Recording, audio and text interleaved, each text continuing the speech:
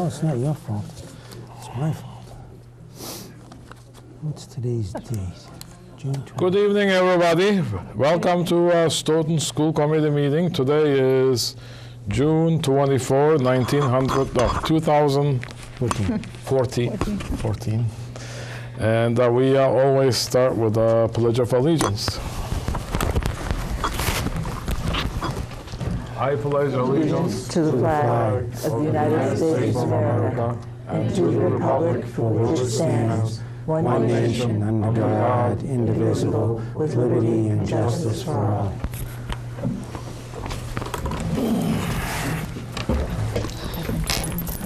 all. Next topic on our agenda is public comments.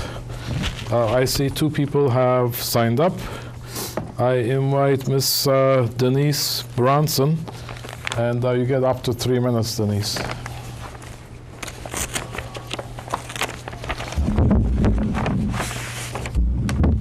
Yes, I've given you all some paperwork in regards to the longitudinal data system. It is unconstitutional, and I'd like you to consider not instituting it in Stoughton in order to protect the rights of identity theft, Fourth Amendment rights of the students and their parents. That's it. That's it.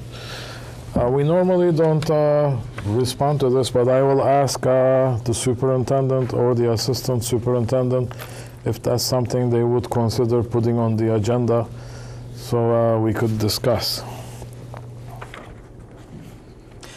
If it's something that you'd like on the agenda, of course, it's perfectly your right to have it on the agenda.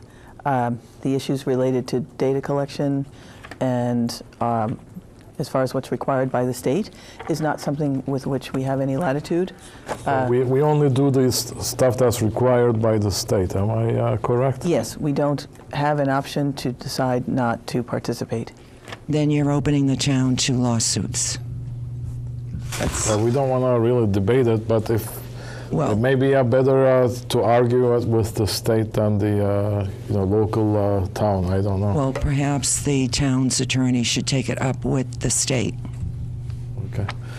So why don't you and I talk offline? All right, very good. And take it from there. Next on our agenda is Ms. McNeil.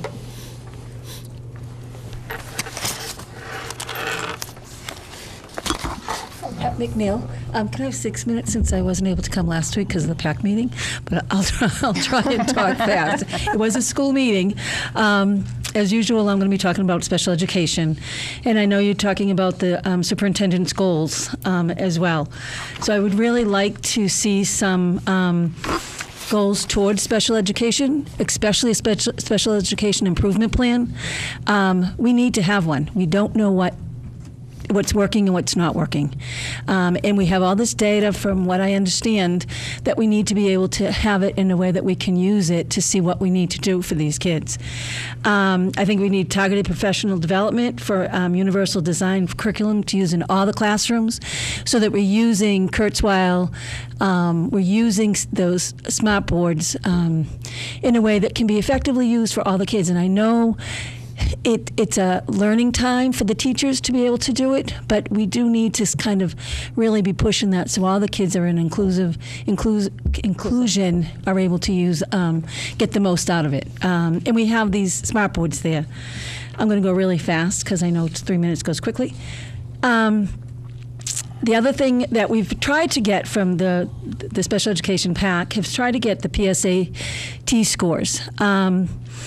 They should be public. Since all the 10th graders are required to take those scores, it'll give us a really good indication of the college readiness of the kids and what we need to kind of target for them. Since it's not, because when we just see the SATs, a lot of the kids aren't taking the SATs that maybe should have or could have with a little extra support. So I think that's something that we have talked about for a couple of years. Also with the EPPs, which is the educational proficiency, plans, right? For the kids who just make the MCAS.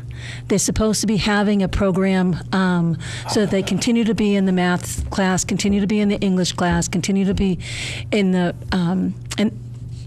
in the biology and so forth. But there really isn't any kind of regularity that this is being done.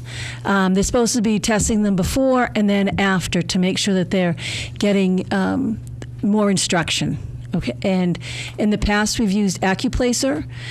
We haven't done that for a couple years, but the one thing that would do is ensure that when the kids leave the school, even though they've passed the MCAS, they'll know what their skills are, and if they need to, when they go to Massasoit or go to some other school, what classes they need to start with. A lot of times they're going to be needing to be in remedial math classes, remedial English, but they won't be disappointed because they'll know where they are.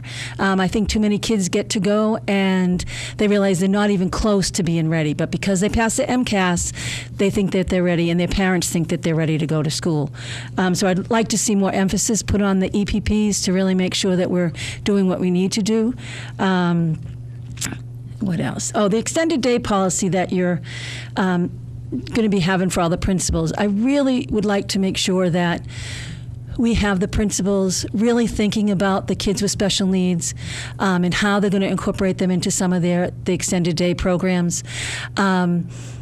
I think sometimes the kids are only put in remedial, and they need to kind of have a little bit more fun. Usually all day long they're really, really stressed, and we need to find them some area of competence, some areas that they can feel really strong and good about. And if they're just in classes where they struggle, they're not going to want to be in school. So it's really important that we make sure we balance their remediation with some positive things in school. And I'd like to make sure that the principals, it's not an afterthought, but starting from the beginning. Whether you need to have the special ed director in there to start, whether it's just something to prompt them and have them remember. What else did I? Oh, I also, as I said, assess the effectiveness of the special ed programs, monitor the inclusion practices district-wide, that we want to promote achievement goals in literacy, math, and behavior management, but we need to monitor them. We need to know if they're working. Collect the data, Accuplacer, and the transition services for 14 to 22-year-olds. We need to know what we're actually doing for those 14 to 22-year-olds, not just the 2 classes that have been pathways or substantially separate in high school. There are a lot of kids that we are on IEPs that we need to do some transition planning that we're not doing. We need to look at having a hire transition coordinator, but it's really important that we have these kids being able to go out into the workforce, to college, to other programs, and know that they're getting what they need. And I'll just leave my last comment to next time. All right? Thank you. Thank you. Thank you. You have brought some good ideas up, Pat, so thank you very much. Okay, our next item is acceptance of bid for HVAC duct and air handler cleaning at Stoughton High School.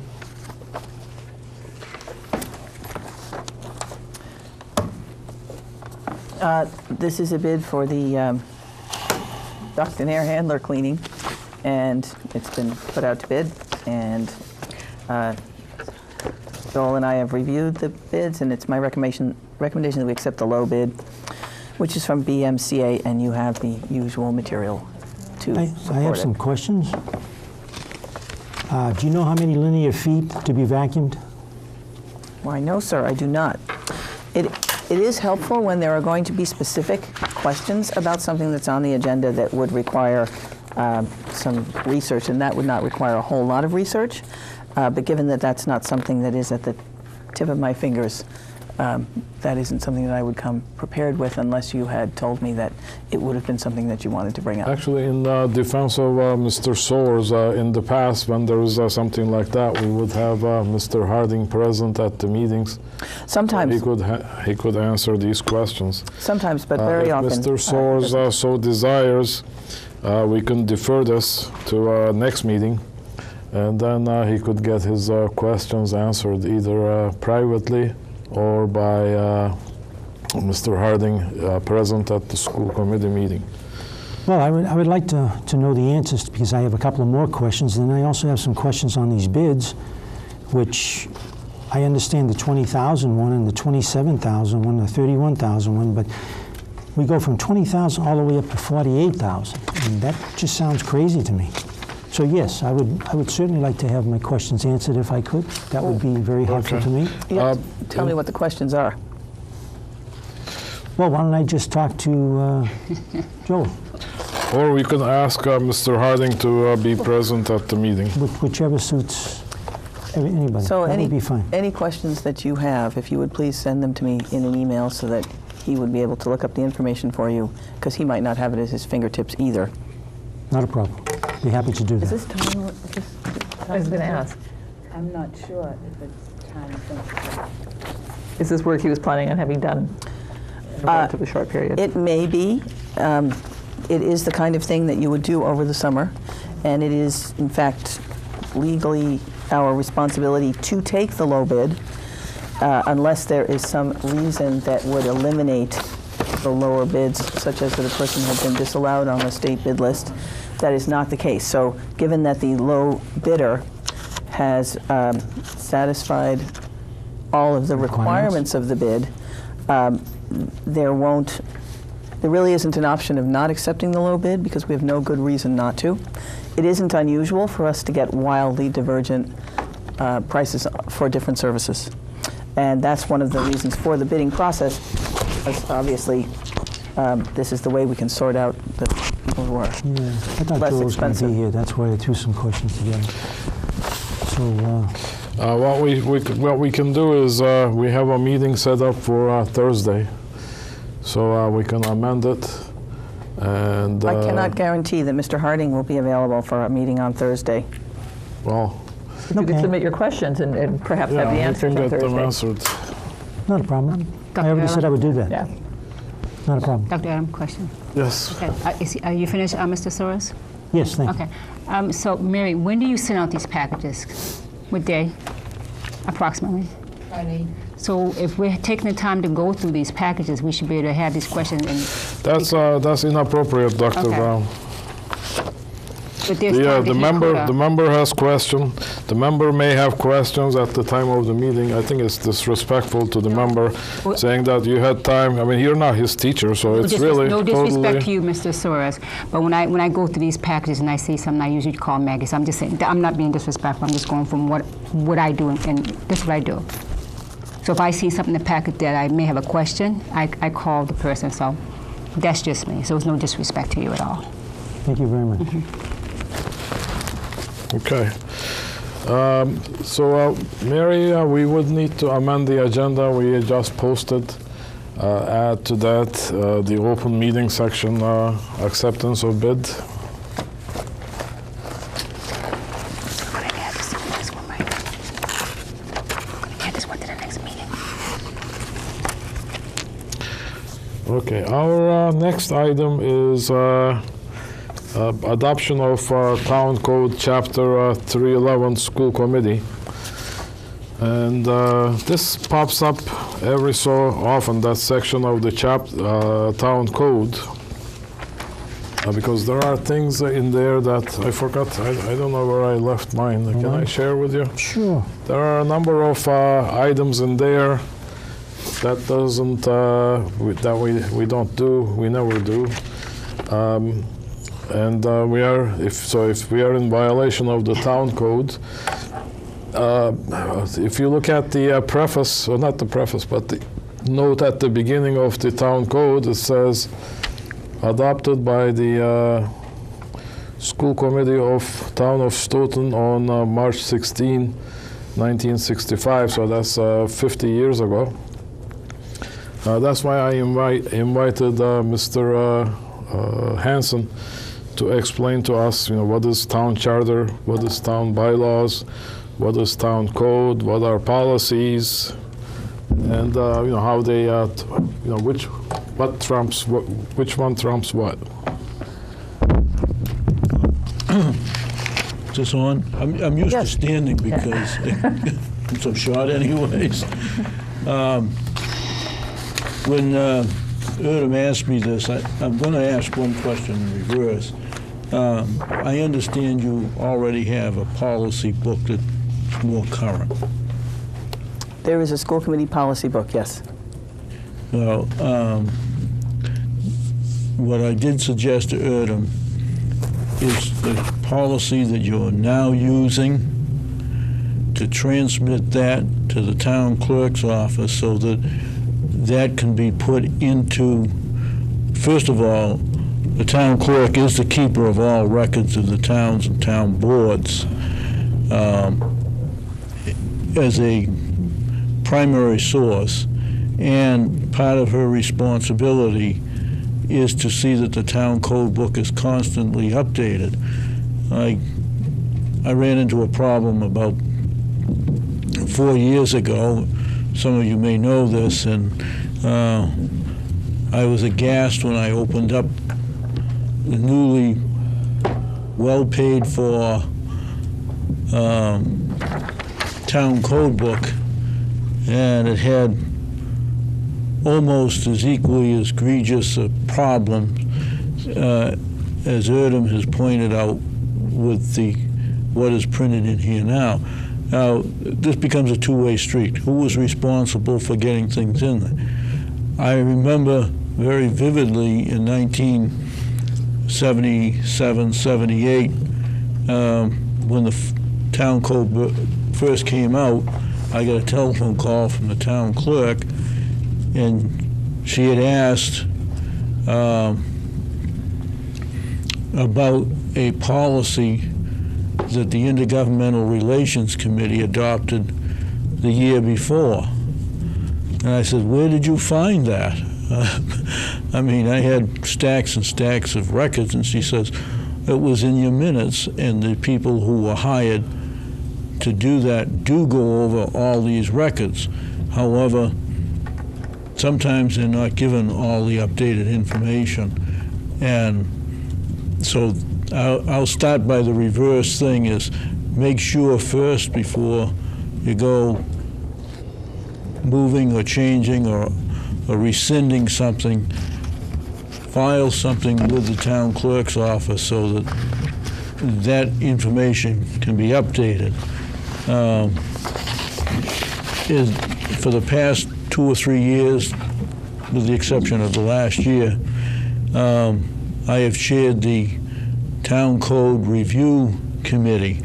Now, that's a little book, and it's not necessarily anything. It's used very generically that we refer to all our laws as part of the town code. What Erdem's question was, what is the priorities and the really where these stand in relation to each other? We often refer to our town charter for some documents. We refer to policies, and we have local bylaws as well as statutes and state law, as well as federal law. And every one of these things works in a giant pyramid. At the top of everything is our U.S. Constitution. Then it comes down to our state constitution, our state statutes. And ever since colonial days, the government has always created franchises for individual townships. From the 1600s, a town was not really granted a charter, but was incorporated by the acts of the general court. Officially, charters for a town did not come until the early 1970s. In 1968, the Home Rule Act was adopted, which allowed towns to get all this information updated. So you have a relic in the town code book, something dated from 1965. And it's probably been hidden in there because no one has brought it to anybody's attention. And in 1972 or 71, we adopted our own town charter. We were one of the early towns to go under the Chapter 43B. And what the town charter does, and this is all it does, it gives a sense of organization of the town government and the responsibilities for the various boards in the town. And it describes the form of government you have. How much detail that charter has depends on the uniqueness of the charter. I'll give you a good example. We're only the second town in Massachusetts that has a standing committee representative town meeting. Ours is written in a charter. Framingham's is written into an act of incorporation. They have been debating whether they should get a charter or go with the acts. That's another issue altogether from what we're discussing here. But this basic document really has to be supported by bylaws, and bylaws are supported by policy, also known as the town code. So everything must be coordinated. When Mr. Urell came to me a couple of weeks ago, I opened up the first page and I nearly flipped because it was citing the Town Manager Act of 1921. Well, that's pretty close to 90 plus years ago. And it's a compliment in the sense that this is what they had in 1978 to go with when they were putting the town code book. And we were already under a charter. But the fact is, we're only the third town in the Commonwealth of Massachusetts to adopt a town manager form of government, only preceded by Norwood and Middleborough. So that is a unique structure in itself, and the delegation of the various authorities.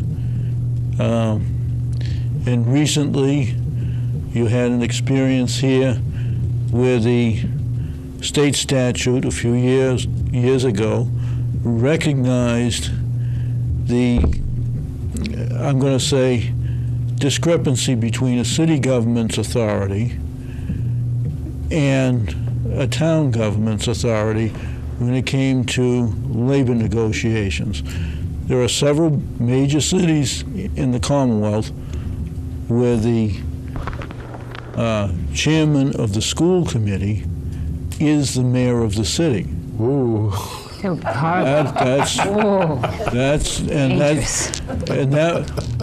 that to me is it's the reverse imbalance of what goes on. But the fact is, the school department is a part of the incorporated community and gets its powers from the state as well as the local charter.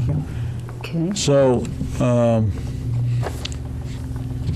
keeping the town code book up to date is really everybody's responsibility that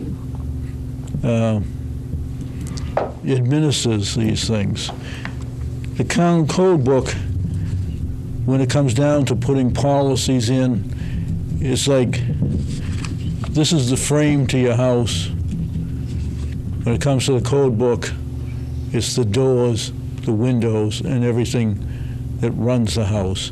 It gives you some idea of what you're supposed to do. Sometimes it provides a guide to the administration so that as your board changes in membership, philosophy, there is something to go back and say why you do things the way you do.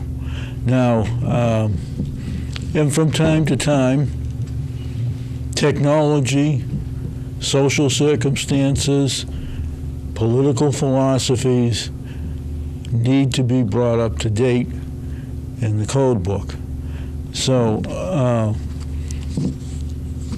I know Erdem's thing here, for example, is one of these things that's in here that says you must open with a prayer. I do remember that. It says, I didn't Oh see- yes, I that's didn't in see that. that's in here. Because that was a statute up until a Supreme Court decision. Now, technically, the Supreme Court outweighs this thing altogether. Right.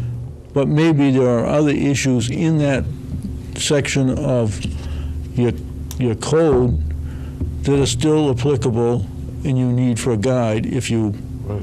those issues come up. So rather than, I know you made a suggestion, and I haven't seen what you have for the current. I'm going to say this very low, because it's one of those things that kind of burns you a little bit. You need some professional consulting of people who are familiar with town codes and other places. The whole name of the town codes and town bylaws, town charters, is you crib from what has been successful if the state doesn't have a specific guide. So you can hire someone, but there's no guarantee that they're going to have the same view. My criticism of the current town code book that was edited, it comes close to home because, well, it's almost 50 years ago that I was a student in Rochester, New York, and there are the four code publishers are based in Rochester, New York. And New York government is a little different from New England government. And as a boy from Boston taking a course that the professor said, you don't have to read about New England town meeting. Well, tell somebody from Boston that they're not supposed to read something. So that's where I started reading up on town government and got my feet wet as being elected a senator in a student government. And I guess I've never left. But things are different. They also hire intern lawyers and people familiar with productions of books and documents. And there are formats and different formats and styles. We've only paid General Code Publishers the dear sum of $14,500, and all they did was renumber and recaption these things. So that where you, in the town code book now, section 311 is a number that we paid for numbering. Right. We didn't pay for them to edit anything. We didn't give them all a lot of stuff. So facing the blame on where that happened. Sure. I mean, it is what it is. But The question I had was, so, I mean, what I heard you say is that town code is essentially strictly within the domain of the school committee. that's correct. And it is also pretty much the school committee policies. Yes. So what I was wondering is, instead of paying somebody to translate the policies to the town code, and then every time there is a change in the policy, you have to also change the other one.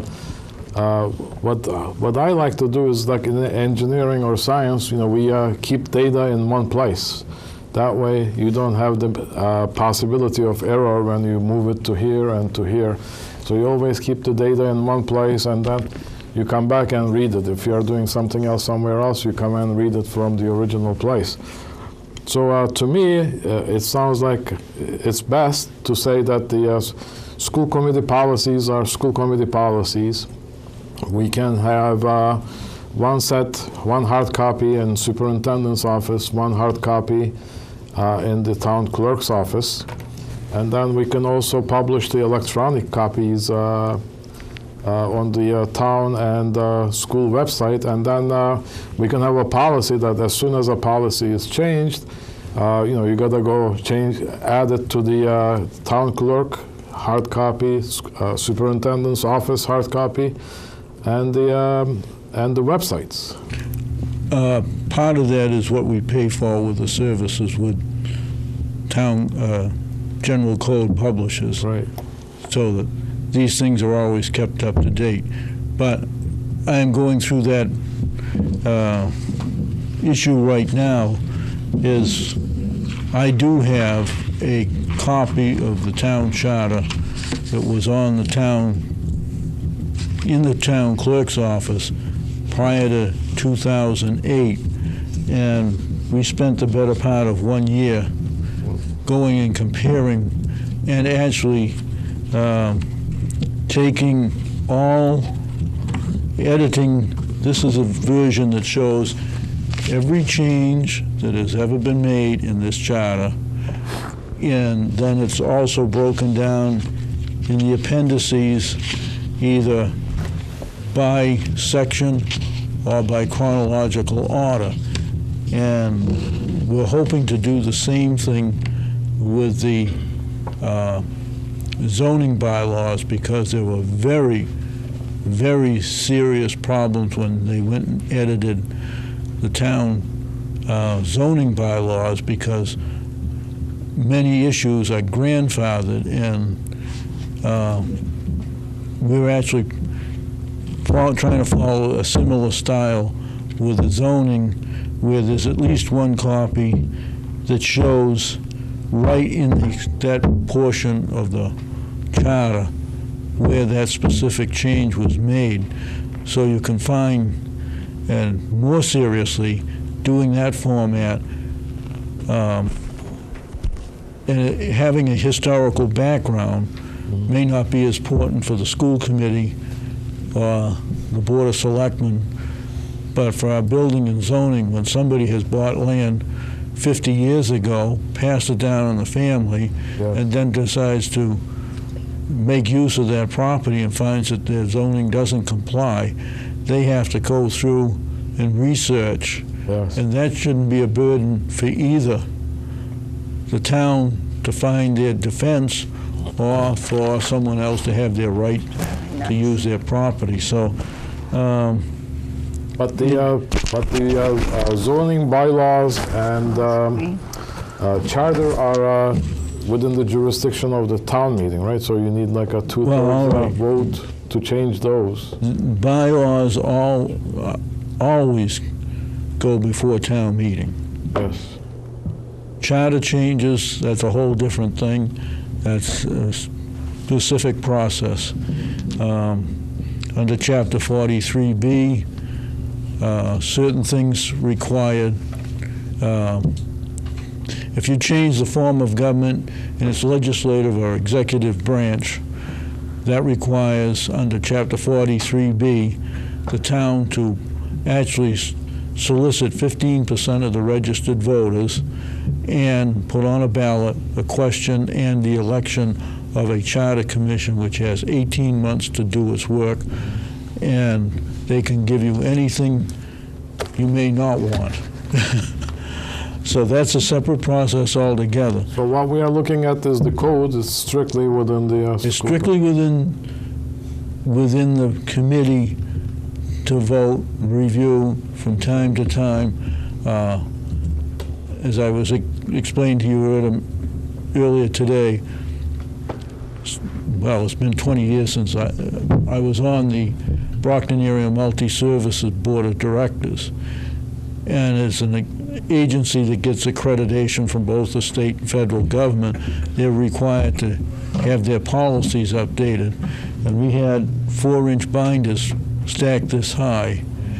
And we had, as the policy and review committee, we made it a point to review all bylaws, or all policies, as well as bylaws, every 4 years, and then we marked it so that at least you were current within the last 2 or 3 years, and we wouldn't, so that we divided the burden, had it, a lot of things were just in the same situation. We found some absurd things that were written in because somebody cribbed 3 different policies from someplace else. Sure.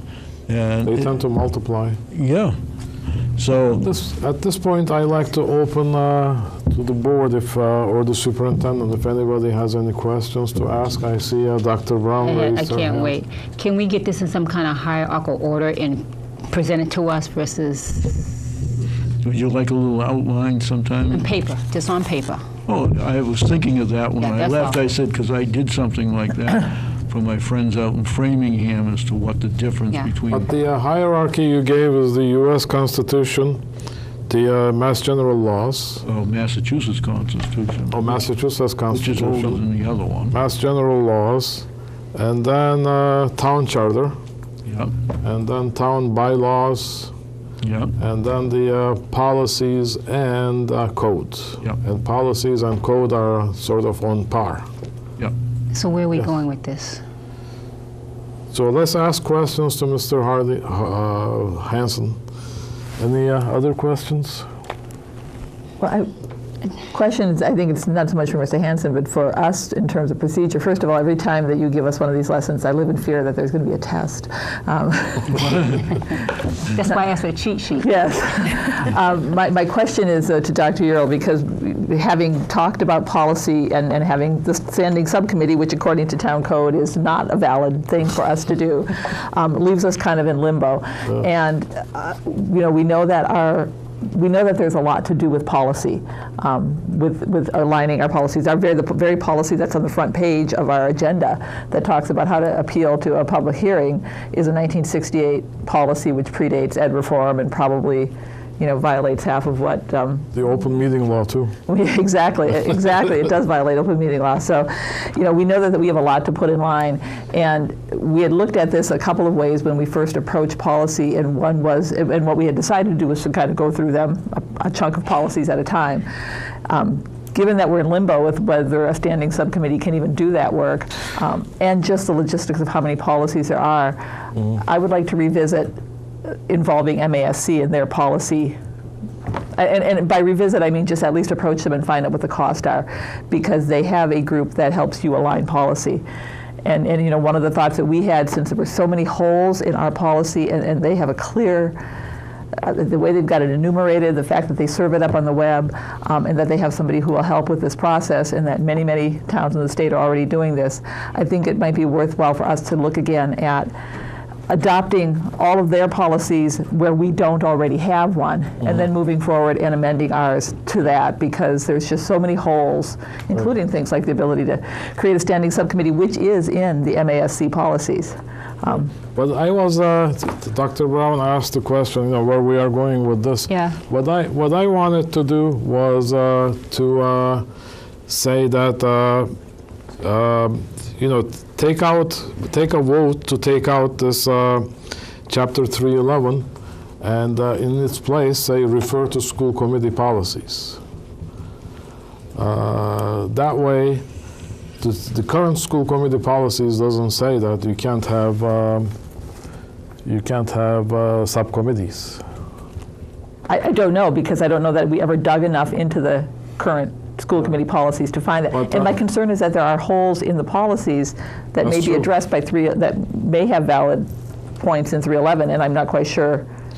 But the policies, the current policies are range from 2009. Most of them are from 1999. I think there was an effort in 1999, and they go up to 2014. We got some policies that are 2014.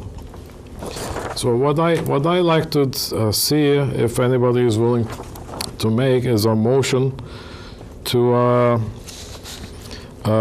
take out Chapter 311 School Committee from the Town Code. I'm not, without seeing what's currently in our policies, I'm not willing to. I'm not comfortable with that at all.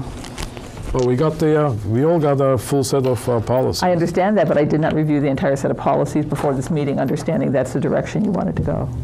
Can we just defer this till Thursday? Yeah, or till Thursday, to even the next regular meeting, because that's That a lot of, sounds lot to review in 2 days. Because I don't know how many policies there are either.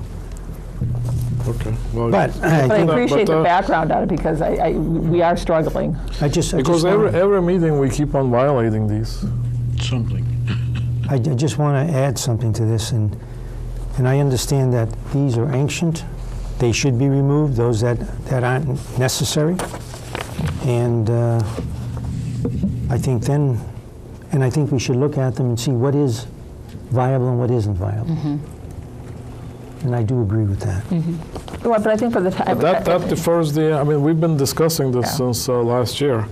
So what I was hoping to do is just take it out of the town code, and then we have our policies, and as we identify holes, we develop new policies. Because right now, you got a 50-year-old policies in the town code, and 1999 or newer policies in the set of policies in the superintendent office, and we all got it electronically, I believe. So the town code doesn't apply anyways.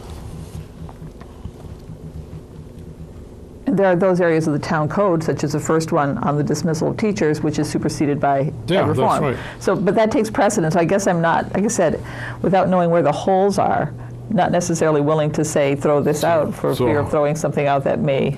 Well, how are we going to? Who's going to do or what? And I mean, a year has passed, so we got to bite the bullet and do it. I don't Okay. feel comfortable playing with laws at all. This That's is what not they have. laws. This is why this or anything in reference to a code. That's what they have. People who do legal things for. I'm just not. My area is education. This is not my area, so I can't partake These in are, that. is But you Mr. let me Hanson? finish. Here you go I again. thought you were finished. I'm Go not ahead. finished. Go ahead. So I don't feel comfortable. This is not education. So I'm not comfortable doing it. So I can't go along with this. Okay, to answer your question, the role of the school committee is to set the policies. Yeah. So this is not law, these are the policies. And Mr. Hanson explained that these are the policies dated, the policies that were in effect on 50 years ago. I would have to dig into it a little bit more, Dr. Erlen, before I can vote for anything. Okay, how does the other members feel? Well, how long will it take us to go through this? A long Up time. to you. It's been 1 year, so it can be more. No. The point is, how many are there? How many Chapter 311, how many are these that exist? Right now, you've got here 1, 2, 3, 4, 5, 6, So there is 7, 8, more. 9, 10. Well, there's about 27 or 28 pages in the town code book. And then some of these have been replaced by the law, so that means you have to pay a lawyer to go through them and pick, which ones are superseded by the law. So the law is law; it's there. So why do we have something in the books that says, second guesses the law? Because a lot of laws have been enacted. Education reform took place. And a lot of the laws don't apply anymore. Could I respond to that? Please.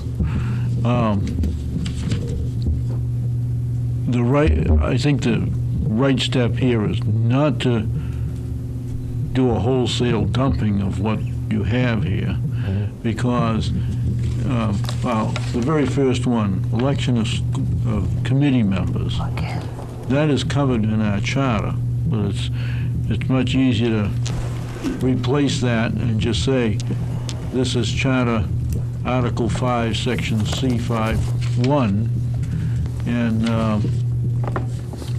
and then whatever that says in there. Now, even when doing the charter book over, there are things that we enacted as bylaws that are directed to answering issues with our charter. and supplements are proper to be put with your document. So simply throwing some of these out, they may have had a reason I agree. that they were still in here, and going over one by one and making just notations of what's in here now that has been supplanted, especially with the Ed Reform Act of 1992-93. That covers us a whole ball of wax, but comparing what we have here, what is the guide that Joyce is going to go by, and you meld the things together. It does take time. We would only work about an hour and a half at the most. The 3 or 4 of us on the town code committee, because after a while our eyeballs were Go just crazy. rolling off the table. And our job was strictly was proofreading. That was not deliberations of what is right or wrong, but what was in fact the real document. And we were aghast to find so many things in both the charter and the zoning bylaws alone being what was supposedly the law without things being updated. So it really requires careful planning before you dump something wholesale, but at the same time, by filing with the town clerk a copy of your current bylaw and a notification to the town clerk that right here where to make the change, she can direct the people to make the change. That notes that under the history, which is at the foot of all these things, saying that there is another version of the policies of the school department that should be reviewed before this, that may supersede this document. That way, you haven't thrown anything out that is still may in the remotest be still applicable. At the same time, you get a chance to really understand what you have in your code book or policy book. I understand what you're saying, but the so doing it right, to have the town code right, would require some technical expertise, namely a lawyer. So that would be incurring cost to school department. Do we have the? I mean, last year we talked about buying the PDF version of the MASC policy, and then we didn't even have the $500 to spend on that. Well, That was this there year. was a decision that was made not because we didn't have $500. It was a decision made based on the method that we chose to attack the policy with. So we chose the method based on the unavailability of $500. I When we can view the disagree. tape, but I remember that pretty clearly. Okay, what method did you choose? The method we chose was to go through the book and only pick those policies that were before us at the time and work on it that way. My suggestion was to replace the entirety of the book. It wasn't a matter of not having the $500. The vote was to not spend. If there was even a vote, the decision was made to not spend $500. That's just a PDF version. There is a process through MASC, which is in and around the area of 10 grand, to actually have your entire policy reviewed and put online in a searchable database, aligned to the numbering system of The standard system. the standard system, which, when you look at all that needs to be done, especially if you're going to talk about involving a lawyer, I think that we probably would do better budgeting for that in the future, as opposed to. So then, I mean, if we are going to budget it for fiscal 16, what are we going to do in the meantime? we just go by the town code? Well, in the meantime, we're Or going the to do, as Mr. policies? Hanson suggested, we're going to transmit our policy to the town clerk, and then we can attack these one by one. But I would not vote to throw them all out and say start from fresh. If they're 27 pages, I mean, we can review 2 pages at a time and pick the ones that we feel have been superseded, that state law trumps. But to just throw everything out is. Okay. Dr. Brown? I think it's going to be a very tedious and burdensome process. Why don't you try to put together a subcommittee and let them do that? A subcommittee is illegal. Oh yeah, well, I didn't know. This is why I brought it up. I didn't know. No. But the thing about it is that something has to be done. We spent 30 That's right. minutes on this now, and we haven't gotten any further than we did at 20 past Well, this is not the 7. first time we discussed this either. So this is what. The first what time I discussed it. What First time I've I like discussed to it. do is just throw the whole thing out, start from scratch, because there are so many things in there. If you start, trying to correct things, it's going to cost more. Just say these are our policies. Go with those, and if there is a gap in the policies, we'll make a new policy. And don't even have the town code, because town code should refer to our policies, since it is reflecting our policies. Because that's an added expense to maintain the town code too. I can't vote for that. I'd like to revisit this if we could, because if there's a lot of reading to do, I'd like to Okay. look at them. So when do you want to bring it back, Katie? Would you like to comment? Mr. Ford, want to say something? I would like to state that town code prevents the formation of standing committees, not a subcommittee. You could commission a subcommittee to go after this specific task. And I think generally that's what most school committees would do when faced with this kind of scenario. And I think that the initial task would be to weigh the different options by which you could address this issue. And once that's done, then pursue the correct logistical planning to accomplish whatever the agreed upon course of action was. So I think most school committees would in fact pursue the route of a subcommittee to evaluate what's currently in place, what the options are, and then determine a potential course of action to bring back to the committee. Thank you, Mr. Ford. But there are other things here that we don't do regularly. It says school committee meets first and third Tuesdays. Shall we do this? And the order of business. Can we move? Order of business. There have been votes of this committee that have moved the meetings to the 2nd and 4th. Or Just as first there and have- fifth. Just as there have on the Board of Selectmen Right. side. So again, one would have to go back through quite a long history. Mr. Hanson, I'll ask you, it sounds like that's the will of the committee. Do you want to, when do you want to revisit this? Next meeting? Next regular meeting? Or next Thursday meeting?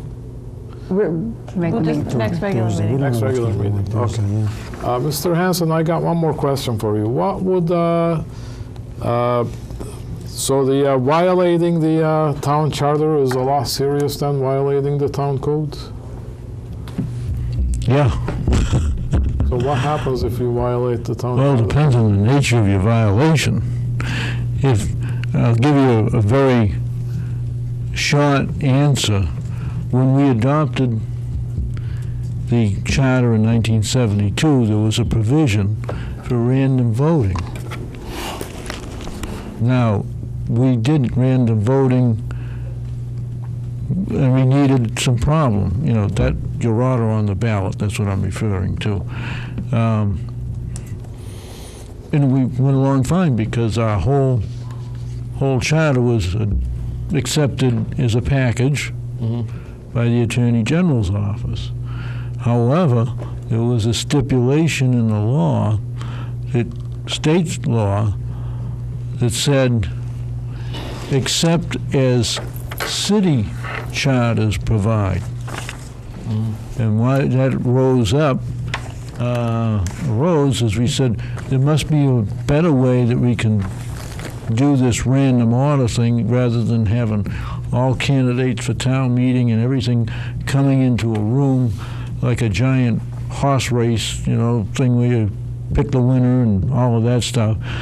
So we laid out a system, asked that we have an act to adopt in fact, town meeting voted for the change. We got back a little slap on the wrist and said, no, you can't. And you're violating the state statute because you're not. So we, for a couple of years, had to go the customary way of nomination papers, alphabetical, and incumbents first, and then nomination papers in alphabetical order for multiple offices. And then we had to go and get a special act of the general court to allow that part of the charter to be changed. So it gets very complicated because depending on whose toes you're stepping on. Now, as far as violating your own laws, that's an internal thing. Nobody goes to court. You sit down and come up with a solution, and you have it put in your policy book so that in the future your policy appears to be consistent. And the other thing is, my advice when you write policies, don't try to follow the style that the state does. They got the worst grammar, the worst use of punctuation mark. That's right. And they have no room for periods. I don't know what happened to that dot, whether they're trying to save a percentage of ink or whatever. Write clear, basic sentences that make logical sense. And it takes a little practice to do it, but if you say something means yes, you can do it, and no means no, don't try to say a double positive and a double negative together, because that just makes your law or policy more confusing. Okay. As we learned at town meeting, when we tried to crib something, it was, and all it was a bracket left out. Right. A bracket means you have a choice to use this. Parens explain something. M dashes mean separate a subject. Hyphens add things too. So those are big things. Punctuation marks are very, very important. So I wouldn't advise having a high-tech lawyer write these Our things. policies are easy to read. The specific example that I heard it being discussed this morning among the people was that the charter says town manager has to reside in Stoughton within the 1 year of his appointment, unless excused from this requirement by the selectman. And the selectman didn't excuse him, and he's been there since January 8th. So any actions of the town manager are legal. Well, he's employed in the position. So this is They hired the consultants to write the contract, so all right. blame our own town council. Chairman, if I might, What's No, that to do with it? you may not. you make a false statement. Mr. Hanson is off base. Yeah, We we'll didn't have a we'll consultant for the contract. We we'll, wrote the contract. You're out of order, Mr. Anzavino. And Thank the you. You're selectmen welcome. did give him permission not to. Thank you, Mr. Hanson, Why does everything have to be such an for argument between coming. you? Is there any other questions for Mr. Hanson? Well, I did have one, but I forgot Yes, go it, ahead. And unfortunately. Mr. Yanzavino was right. It was the authority of the selectmen to do what they were doing. Then I have a question. Thank you. If it was the authority, so you're telling me that the selectmen can overpower the charter by putting something different in the contract than what the charter says? What gave them the authority to write the contract? It says that No, but that wasn't my question. My question was, the selectmen, when they drew up the contract, and if they violated the charter, I would assume that's illegal, but yet, it's okay to do. No, the charter says unless excused from this requirement by the selectman. Okay. They did. The charter All leaves the right. door open. so they did whatever they I did. didn't see that in the contract, but I will be looking for it. In fact, it's Okay. Any other questions for Mr. No. Hanson? Okay. Let's move. Thank you very much. Really appreciate it. Thank you, Mr. Hanson. It's always very informative. Well, actually, may I ask Dr. Earl, before we leave this, we talked about carrying this on to the next meeting. What exactly is our action? Are we forming that subcommittee? Is somebody meeting with Mr. Ford to discuss? I was just going to bring it to the vote to see if there is a vote to abolish this, and also You don't do have a motion sub- for that. So that's why we're going to talk about it next meeting. But her question was, Do you is there guys some wanna- type of action to take place? So do you want to make a motion to set up a subcommittee? I don't know that we spend a great deal of time voting on things that aren't necessarily that need to be voted on. This is a discussion, it was a suggestion that was put out there in terms of us weighing our options. I just don't see that we have an action plan moving forward other than to delay a vote to abolish something that we haven't really weighed the options of. I'm not willing to make the motion because I'm quite not sure what the action is, but I'd love to have that conversation. Well, That conversation if never happened. you would remember last year we set up a policy subcommittee. Right. And we looked at the MASC policies. And then we sort of looked at the indices, how much work would be involved. And then we got sidetracked with this hiring policy. The only thing that the subcommittee did was, the hiring policy.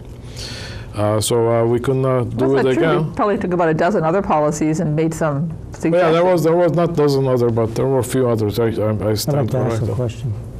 Joyce, what type of action would you like?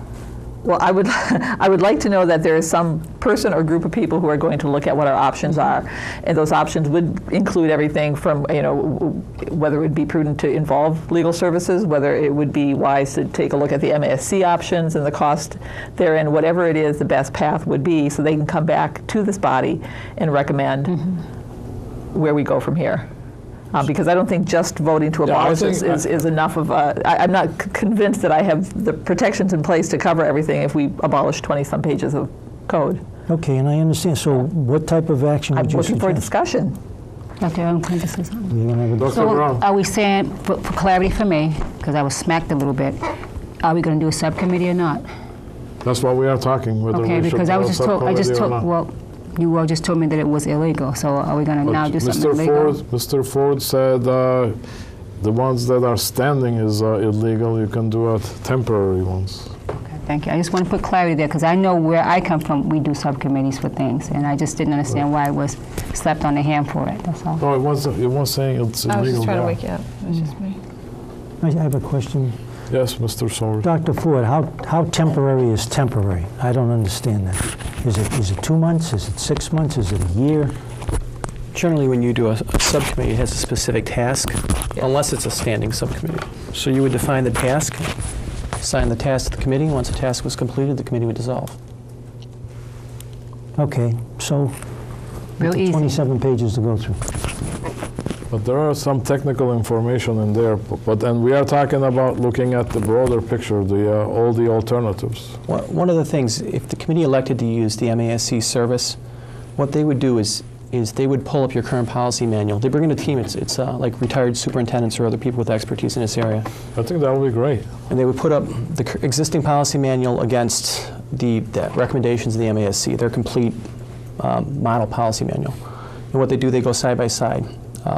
If we were missing a policy, identify the fact we're missing a policy they believe we should have in place.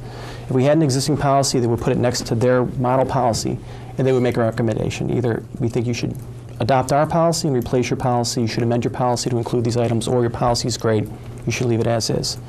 But I can't believe one of the things they wouldn't also do is look at this as well as part of that process and see if there were pieces of the town charter or town code that should be pulled into our policy manual, or vice versa, or they may make a recommendation to in fact vote to remove these items from the town code and have them in the exclusive domain of the school committee policy manual.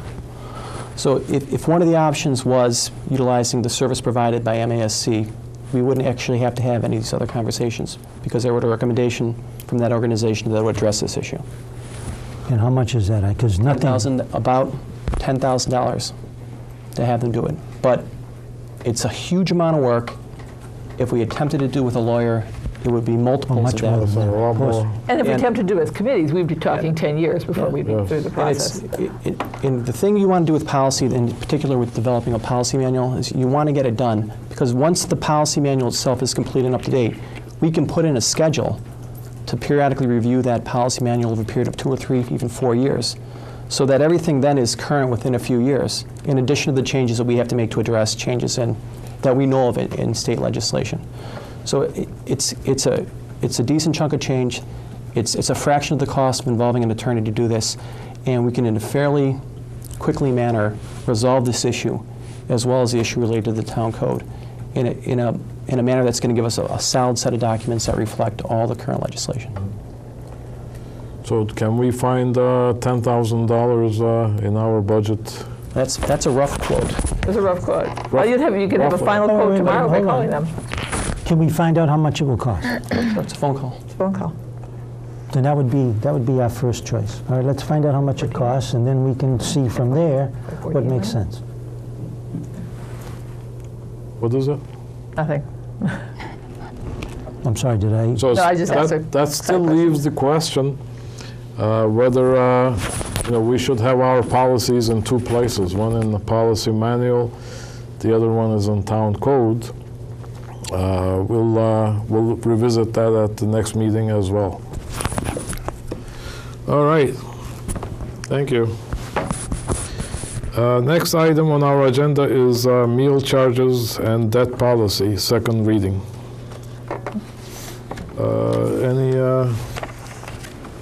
Dr. Rizzi? I recommend we adopt the policy.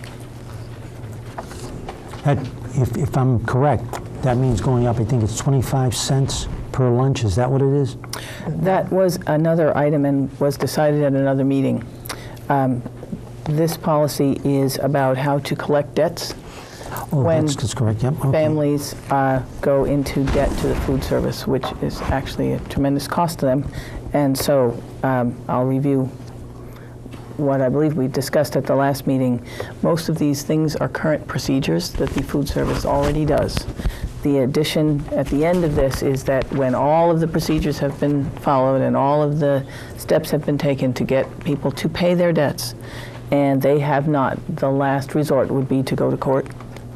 And this is the second reading, and that's the difference between everything that's in here, which is current practice, which I'm sure you read, and then that one change at the end is just adds a last step, because at this point, after all of these things are done, there are still people who do not elect to respond to the request for their debts to be paid. So that would be taking them to a small claims court. Correct. That is the difference in this policy Yes. from the procedure, and it is in the document that you have in your packet. So we have a recommendation from the superintendent. Is there a motion to? I move the superintendent's recommendation to adopt the school meals, charges, and debt policy. A second. Any discussion? Just one question. Go ahead. I know that we have to do this because something has to be done to get, I assume it's the parents, to pay the bills. Is that correct? Oh, gracious, yes, not the children. No, understand that. I mean, we don't want to put a 5-year-old or 3-year-old in jail, which isn't going to happen anyway. And I know that we've discussed all of the possibilities and the reasons for doing it. I just have a strange feeling in my gut that I don't want to do this. But that doesn't mean because I don't want to do it that we shouldn't do it. So have we really discussed every single possibility that we could actually think of? Well, as you see when you read through the procedure, the proposed policy, there are many steps, many steps that are already taken, and they go up in terms of the level of the communication. So there's a great many steps already in place. There's no place else to go except to to attempt to move it to another authority after all of these things are done. None of the things that, all of these things are already done, and when we get to the end of them, there are still people who do not respond. And so obviously at the end, we need to have some type of force to make the people to respond. Yes. Okay. And might I add that, because it may be lost on people listening, that at no point do we withhold lunches from children who do not pay. Correct. That's never something that we would allow. There are districts where if a child's family is in arrears, the child gets a cold cheese sandwich and water for lunch. And white milk. Which we do not permit here, nor would we, but we need a mechanism to get the parents to respond after all else has failed. Okay. Thank you. Any other discussion? Seeing none, all those in favor, say aye. Aye. Aye. Aye, so it's unanimous. Okay, item number 7, Pilgrim Collaborative. Dr. Rizzi. Stoughton belongs to 2 educational collaboratives. One of them is CHARMS. The other is the Pilgrim Area Collaborative. And every year since the new collaborative legislation, each school committee that belongs to the collaborative has to appoint a person to be their representative on the collaborative board. In our case, I am the representative on both of our collaborative boards. And the school committee can choose to reappoint me for this year. And I will say that Stoughton is currently the chair of the Pilgrim Area Collaborative Board. So you could choose to elect one of your members to take my place, or you could appoint me to continue doing that. If one of you chooses to go as the representative to the Pilgrim Collaborative Board, it is a requirement that you go to the meetings, which are the first Thursday of every month, because again, under the collaborative legislation, no alternatives are allowed to represent at those meetings. It must be the appointed person, and there must be a quorum at least 6 meetings a year. So it would be the obligation of that person to make sure that they went to those meetings and then did the work, which is similar to this work of reading through a packet with all the material that needs to be voted on and so on. And currently that person would also have to take up the chair. And this is, we have a couple of things that have come up multiple times over the course of the last few meetings and keep continuing going on to other agendas. This is something that you have to decide before the summer because the year term has ended. So if one of you would like to take my place on that board, that would be your choice, or I will continue to serve as our representative. Just one question for Dr. Rizzi. Go ahead. Dr. Rizzi, do you ever, because I don't know, what do you discuss at this particular board? Well, the collaboratives are groups of districts that have joined together to deliver special education services for especially things that people might not have enough students to deliver a particular service in their district. So the collaboratives provide out-of-district placements for students with needs that cannot be served here. And they also provide services in districts for students, say, on the autism spectrum, home services. They provide cost savings in a lot of different areas. And every district belongs to at least one. Many belong to 2. Some even belong to 3. They provide professional development and various other services which are purchased collectively, so they save money. But it's essentially a special education. How do you provide services? Well, an out-of-district placement would be a service that the collaborative would provide for districts that have students that they cannot serve in their own districts. Do they have a budget or something? The collaborative has a budget which is based on tuition, and so that's one of the things that the board votes on. The budget has just been approved for the new year in all the collaboratives across the state, and the budget is based on the number of students and the number of billable services that the collaborative provides. So just to give you an idea, I was looking at the website. They have CHARMS. This is. Yep, CHARMS. Oh, this is not CHARMS. This is Pilgrim. Yep. So they have. Do we provide services for Pilgrim? The purpose of the educational collaboratives is to provide special education services to their member districts.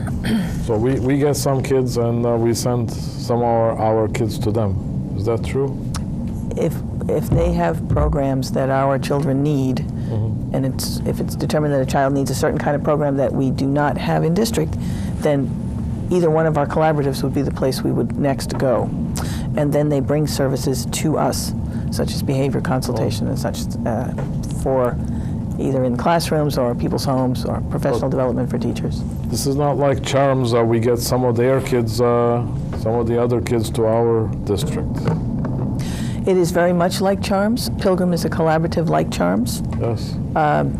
It has a different makeup of districts for the most part, but the goals of the collaborative, whether it's Charms or Pilgrim or any of the others, is essentially the same.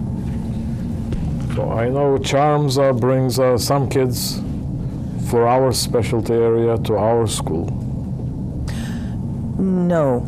Charms has classrooms placed in the various schools of various member districts. So we have a classroom in one of our schools. We do. I believe at this point it is only one. Yes. And I was looking at I was reading the annual report for Charms, and the tuition they charge is somewhat less, like a 15% or so less than other institutions outside, but we still pay like a $40,000 to $55,000 per kid. That is currently about average for a day placement for an out-of-district placement student. And it is correct that the collaboratives generally charge a little less than private out-of-district schools, which is why districts all belong to them. Yes. Can I make a motion? Go ahead. Make a motion to have Dr. Rizzi continue to keep her position in reference to that Pilgrim Collaborative. Second. Do you wish to continue? I'm happy to. Okay. I had one more question. What was it? Okay, I can't remember anything. Yes, I have a question. Do you ever come back, I mean, you're on this committee. Do you ever come back and tell us what's going on with this committee, or do we not do that? Well, it's so Pilgrim is a collaborative, and there's certainly, I mean, you're all welcome to know what the collaborative board does, but it basically just runs the collaborative. Anything you want to know, it certainly can be made available to you. Well, I'm certainly interested in it because, like you said, you're on the board. I don't know enough to even think about being on the board. Could Joe come to one of the meetings with you? Is All it the open to public? collaborative board meetings are open meetings, and they are posted on the Pilgrim Area That's your Collaborative answer, website. Joe. I remember my question. Is that something, participation in Charms or Pilgrim, it's perpetual until we say no, or do we need to reaffirm it every year? Once one is a member of the collaborative, once a district is a member of the collaborative, there are different rules for each collaborative as to how one severs that relationship. So in the case of Charms, one would give notice a year ahead, or actually I think it's 6 months ahead. And Pilgrim may be the same, but there are arrangements in the collaborative agreements. And at some point soon, you actually will be asked to review the collaborative agreement with Pilgrim. Okay. And you voted the Charms collaborative agreement last year. Okay, Adam. Dr. Brown. So is this all this information about Charms and about Pilgrim Collaborative online that we can view this for people Yes, who the want to view Pilgrim it? Collaborative and the Charms Collaborative each have their own website. Thank you. Any other questions for Dr. Rizzi? No. Seeing none, all in favor of the motion? Aye. Aye. It's unanimous. Next item is summer meeting schedule. Dr. Rizzi. It is the custom of the Stoughton School Committee, and indeed most other school committees, to reduce the meeting schedule in the summer due to people's schedules and for various other very good reasons. So I'm going to make the recommendation that that custom continue and that the meetings in the summer be the 22nd of July, which is a usual Tuesday, and the 26th of August, which is also a usual Tuesday, for what amounts of summer business there may be to take care of. And that will be consistent with very long-standing past practice. What did she say? So any discussion? 26th. Of July? Oh, no, that's August. Actually, I have a question that And the is 22nd of not July. necessarily on these 2 dates, but we had talked before about doing a retreat. Oh yeah, Is very that a good point. possibility to do that? Do we need the, yeah, I think that's a good idea. What kind of retreat? Just to talk about, working as a school committee. We could do training on superintendent evaluation. There are lots of things to learn. And there was one particular issue. Joyce, would you I remind me? actually don't recall off the top, but I remember there was a burning need. Somebody, I think Joe was asking about a question that we said it would best be handled in a retreat. My recommendation would be to call in some of the resources like from MASC and Yeah. include that as part of our retreat, whether it is superintendent evaluation or something else. And that if you are in fact around sometime that week in July, that we're scheduling the meeting, if we could see if our availability Or we could do it some other week. That probably work out better. well, instead again, of you have committing people to who go away a lot and like I said, need to see For the family. entire summer. You're going for the entire summer? That's personal, but I'll be around for these 2 days if that's what we vote on. I'm sorry? If we're voting on these 2 days, I'll be here. Everything else is personal. I would suggest you have these 2 dates for the usual business of the committee, and if you want to talk about having a retreat, there are a lot of other options for days that could be done. We'll It's a strike that different part of the kind of work. conversation for now so we It can would have the have vote been on the good if we days. could, So that something could get decided. Yeah. Okay. Any discussion on July 22nd and August 26th? Nope. Good for everybody? Yep. Do we need to take a vote on this? No, do no, I don't think so. Do we need to take a vote on the schedule? On meeting dates, I don't think so. Okay, fine, we agree. If you want to talk about a retreat, there are lots of ways to do that. A retreat can be a working meeting or an educational function. It doesn't need to be an open meeting. It could be during the day. We could talk about the people that you wanted to bring in, whether you wanted to do a day, whether you wanted to do a long lunch, whether you wanted to do an afternoon or an evening. There are a lot of options for how to go about that. You were talking about doing in conjunction with one of the teacher or administrator meetings? No, I had said that that's Oh, how it you had had been said that. done in a previous time that I was on the committee, where we combined it with the retreat that was happening for your administration. But There may be a possibility in that schedule, but due to some of the pressing things that we have to deal with, like teacher evaluation Right. and various other issues, I will have to look and see if there's time in that week. We may have a lot of things to take care of that will actually cover those 5 days.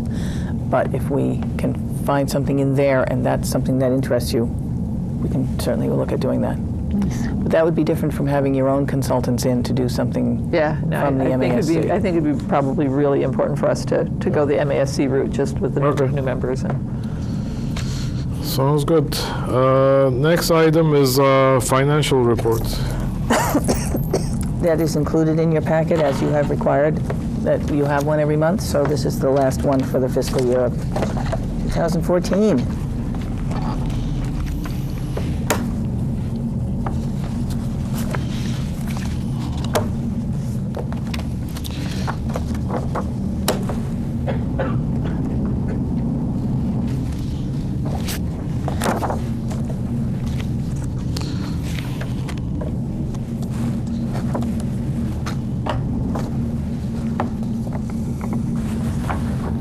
Going through this, I couldn't find where the lawyer bills were. The lawyer fees, where would that be? Okay.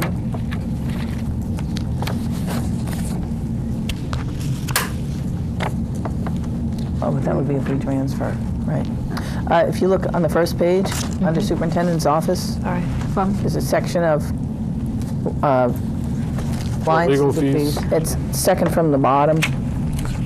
This is an area that we're going to be asking you to address in the next item, which is the transfer of funds. Right. Second from the bottom, what page?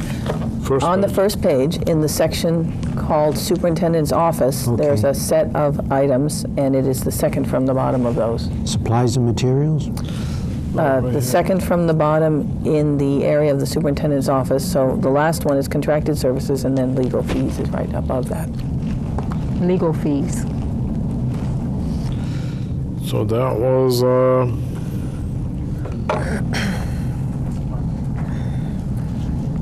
we had, You said the superintendent's office, and you're talking about dash 012. Dash Show 012. him. yours is different than mine. That's what I got. Page 1. Yeah, his is different. You can have mine. 531. I'll look on with her. Does it say all school fund 1 see, to you got the 4? old one, Joe. Oh, You should have the new one. okay. Mr. Seward, you can have this. I'll look on with Katie. Yeah. What do you have? Oh, okay. Now I understand. Did you bring your old one? Oh, yeah, you've got your whole book there. You pulled the old one up. You were looking at the May one. No, well, I believe this is where I got my package, but I could be wrong. Dr. Erdem, can you continue the legal fees? So we It's can not move? important. I have, Yeah, So it's the the, collective now I understand what it says legal fees. it's the 620. Yes. collective bargaining was 40, and we are up to encumbrance 34.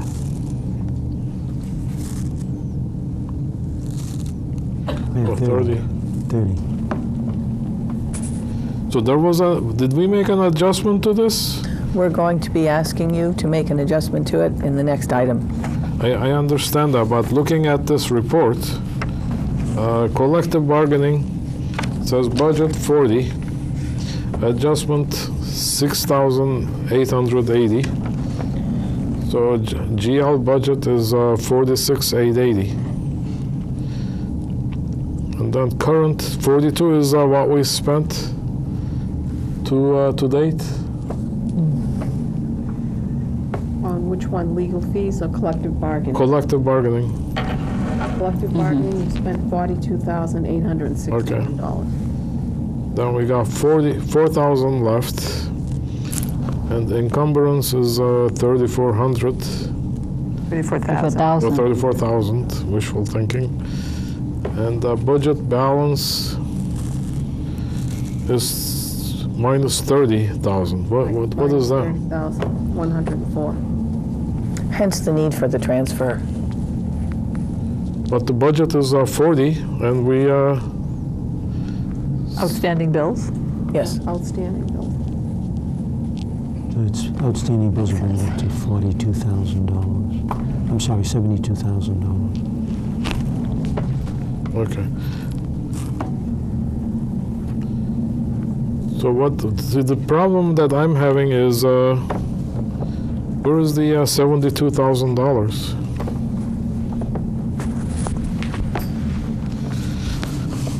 What do you mean $72,000? So that's what Joe said.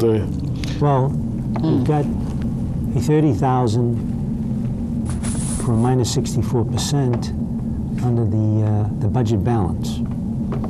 And under the budget, you have 40,000. So Yeah. that 30,000 that we have to up it to would be 70,000, isn't that correct? Maria, where did the budget balance column calculated from? Where is it calculated from? The first column, the budget balance, The second to last. the second to last, that's the encumbrance column you're looking at. If No, it's the second to Encumbrance, last. encumbrance is No, right third next to to last. percent. Yeah, No, she's right. yeah. Yes, she's They have right. a percent REM. If if you want to call that a column, you Yeah, can. that's the percentage. Percent remaining is the last column. That's how much we've used. The percentage remaining, that's exactly how much we've used in each of the lines. Now, what is our budget balance? Budget balance, that's what we have left. Anything you see in parentheses, that means the line number is over. That's correct. Right, so I have, maybe I'm being a little dense here. I just picked the collective bargaining as an example. So we started, town meeting we came out with 40,000. Yep. And then we made adjustments to it, 6880. Yes. So that was a school committee vote?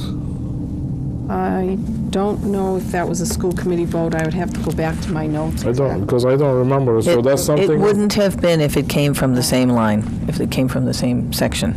Yeah, it was an adjustment that was made. I'll have to look at that exactly. Okay. And then, that we add the two up, and then we come up with $46,880. Correct, yep. That's the budget. And current is what we spent so far, right? 42,891. Correct. It's bills that have been paid today. And then year to date is the same amount. And then balance, so right now we have $4,000 left on that account. Right. And then encumbrances, so this is the additional encumbrance? This is encumbrances. These are bills that are waiting to be paid. Oh, okay, so that's Outstanding bills. encumbered but not paid. Right. So 34 plus, 34 minus 4 is 30. Okay, I get you now. Thank you. Okay. All right. Good work, Maria. We are learning slowly but surely. We know. Any other questions on this report? Questions? Excuse me, Dr. Brown, may I keep this? Sure. Thank you. All right. Next item is financial transfers. And those are related to exactly the issue that you're looking at, which is the legal expenses. So we're asking to transfer $15,000 from other school services and $35,000 from the instruction line to legal expenses to deal with those to-be-paid bills to which you were just referring. So they are both going to 1430. So is that the collective bargaining or legal fees? 1430. Oh, they are both the same account. Yep. Right, legal. So how do I know where is it going to? It's all going to legal expenses. Oh, it's going to like the general part, not the collective bargaining? But that's what, we had the shortage at the collective bargaining, as we discussed. Well, there can be a journal entry done to both of them. So both of them, then we don't need our permission to switch between the It can be two? moved within the line. Moved within the line. Okay, gotcha. And when you say other school services, what does that? Other school services are things that are not instruction. So they involve different things like the nurses. Athletics are other school services. Things to do with payroll, things that are not instruction. So when we take out this 15,000, where are we going to take it out from? From various sections of the other school services, the little bits of money. I'm asking Ms. Hortaridas exactly where she's taking it from. I'm going to be taking it out of, we had some leftover, a balance of athletic off-site rental. Some of the ice time wasn't used. I'm going to be taking it out of that line. The officials' payroll, which is the referees, that was left over. Then there was substitute nurse salary line. There was a balance left over from Okay. substitute nursing. And what else? Nurses' conferences. Nurses' conferences, there was a little bit of a small balance left over, so I took a couple of different lines from the 3,000 series. Thank you. Could you also do the same similar explanation for instructional on the other item? Okay, the instructional, I didn't put together exactly every line, but a lot of it's going to be coming from instructional salaries. There was some balances left over from some of the teachers' salaries, and then curriculum development STEM, there was a portion of it is going to come from that too. Okay. Thank you. Any other questions?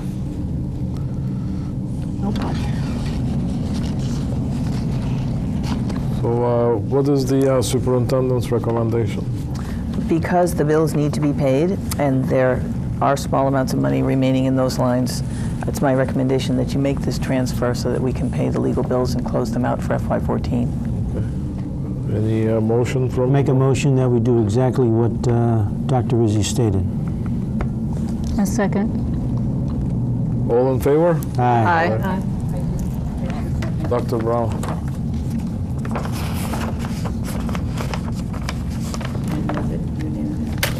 Yes, it was unanimous.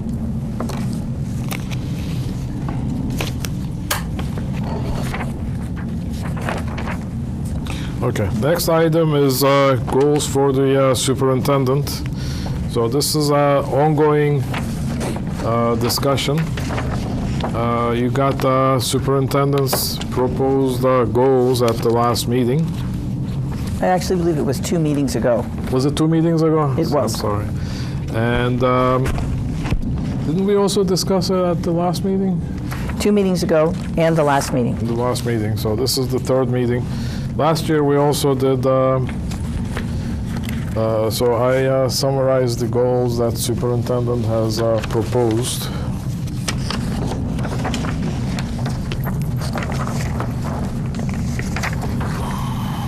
Do we have copies for? How many copies do you I have? got plenty. Sure, he's got plenty.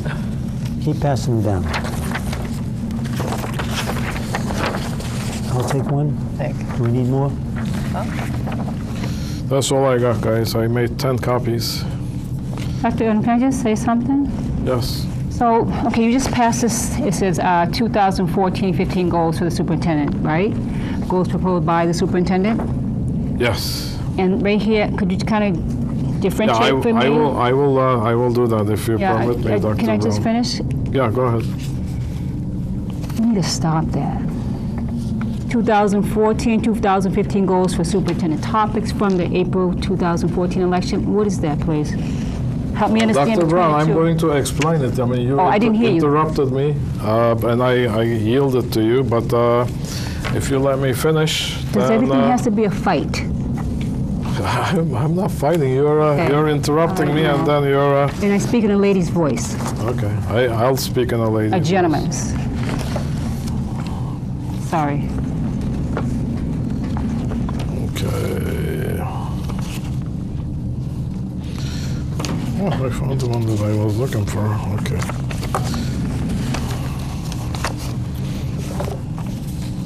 I have it here if you want to see it. Oh, I had another page.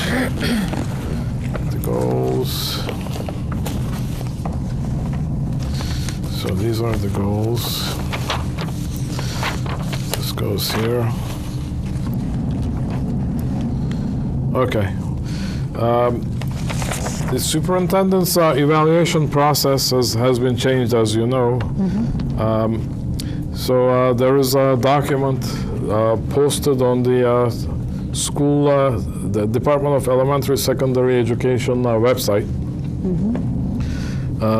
So Appendix C of this document gives you school committee responsibilities for superintendent's evaluation process. So to me, I mean, the most important part of the school committee's job is, school committee members' job is to get a good evaluation, set a good set of goals and a good evaluation for the superintendent.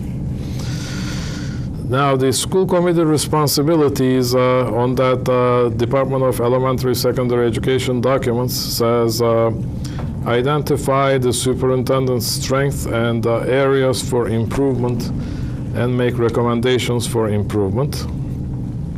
And then number 5 is ensure that the goals and actions detailed in the superintendent's annual plan are number 1, challenging, number 2, measurable, and number 3 are focused on high priority needs of the district students. So we have those responsibilities. They have to be challenging, they have to be measurable, and they have to be focused on high priority needs of the district students. So, I'm sorry? We don't have that paper. I'm trying to read with you, but I don't have that paper in my package. It's... Does anybody have this paper?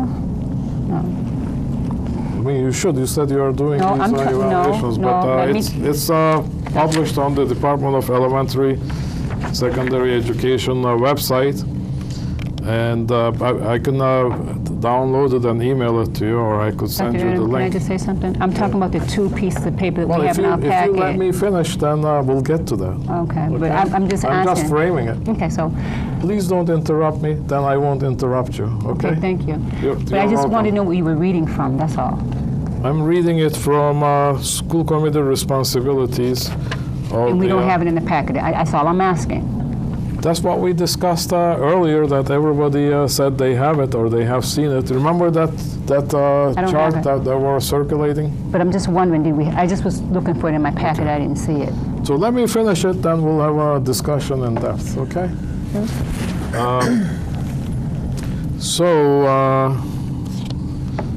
If you want, I can take a recess. We can have Mary copy it. Is that what you like to do? You can go on and read it. I just was looking for it, that's all. All right.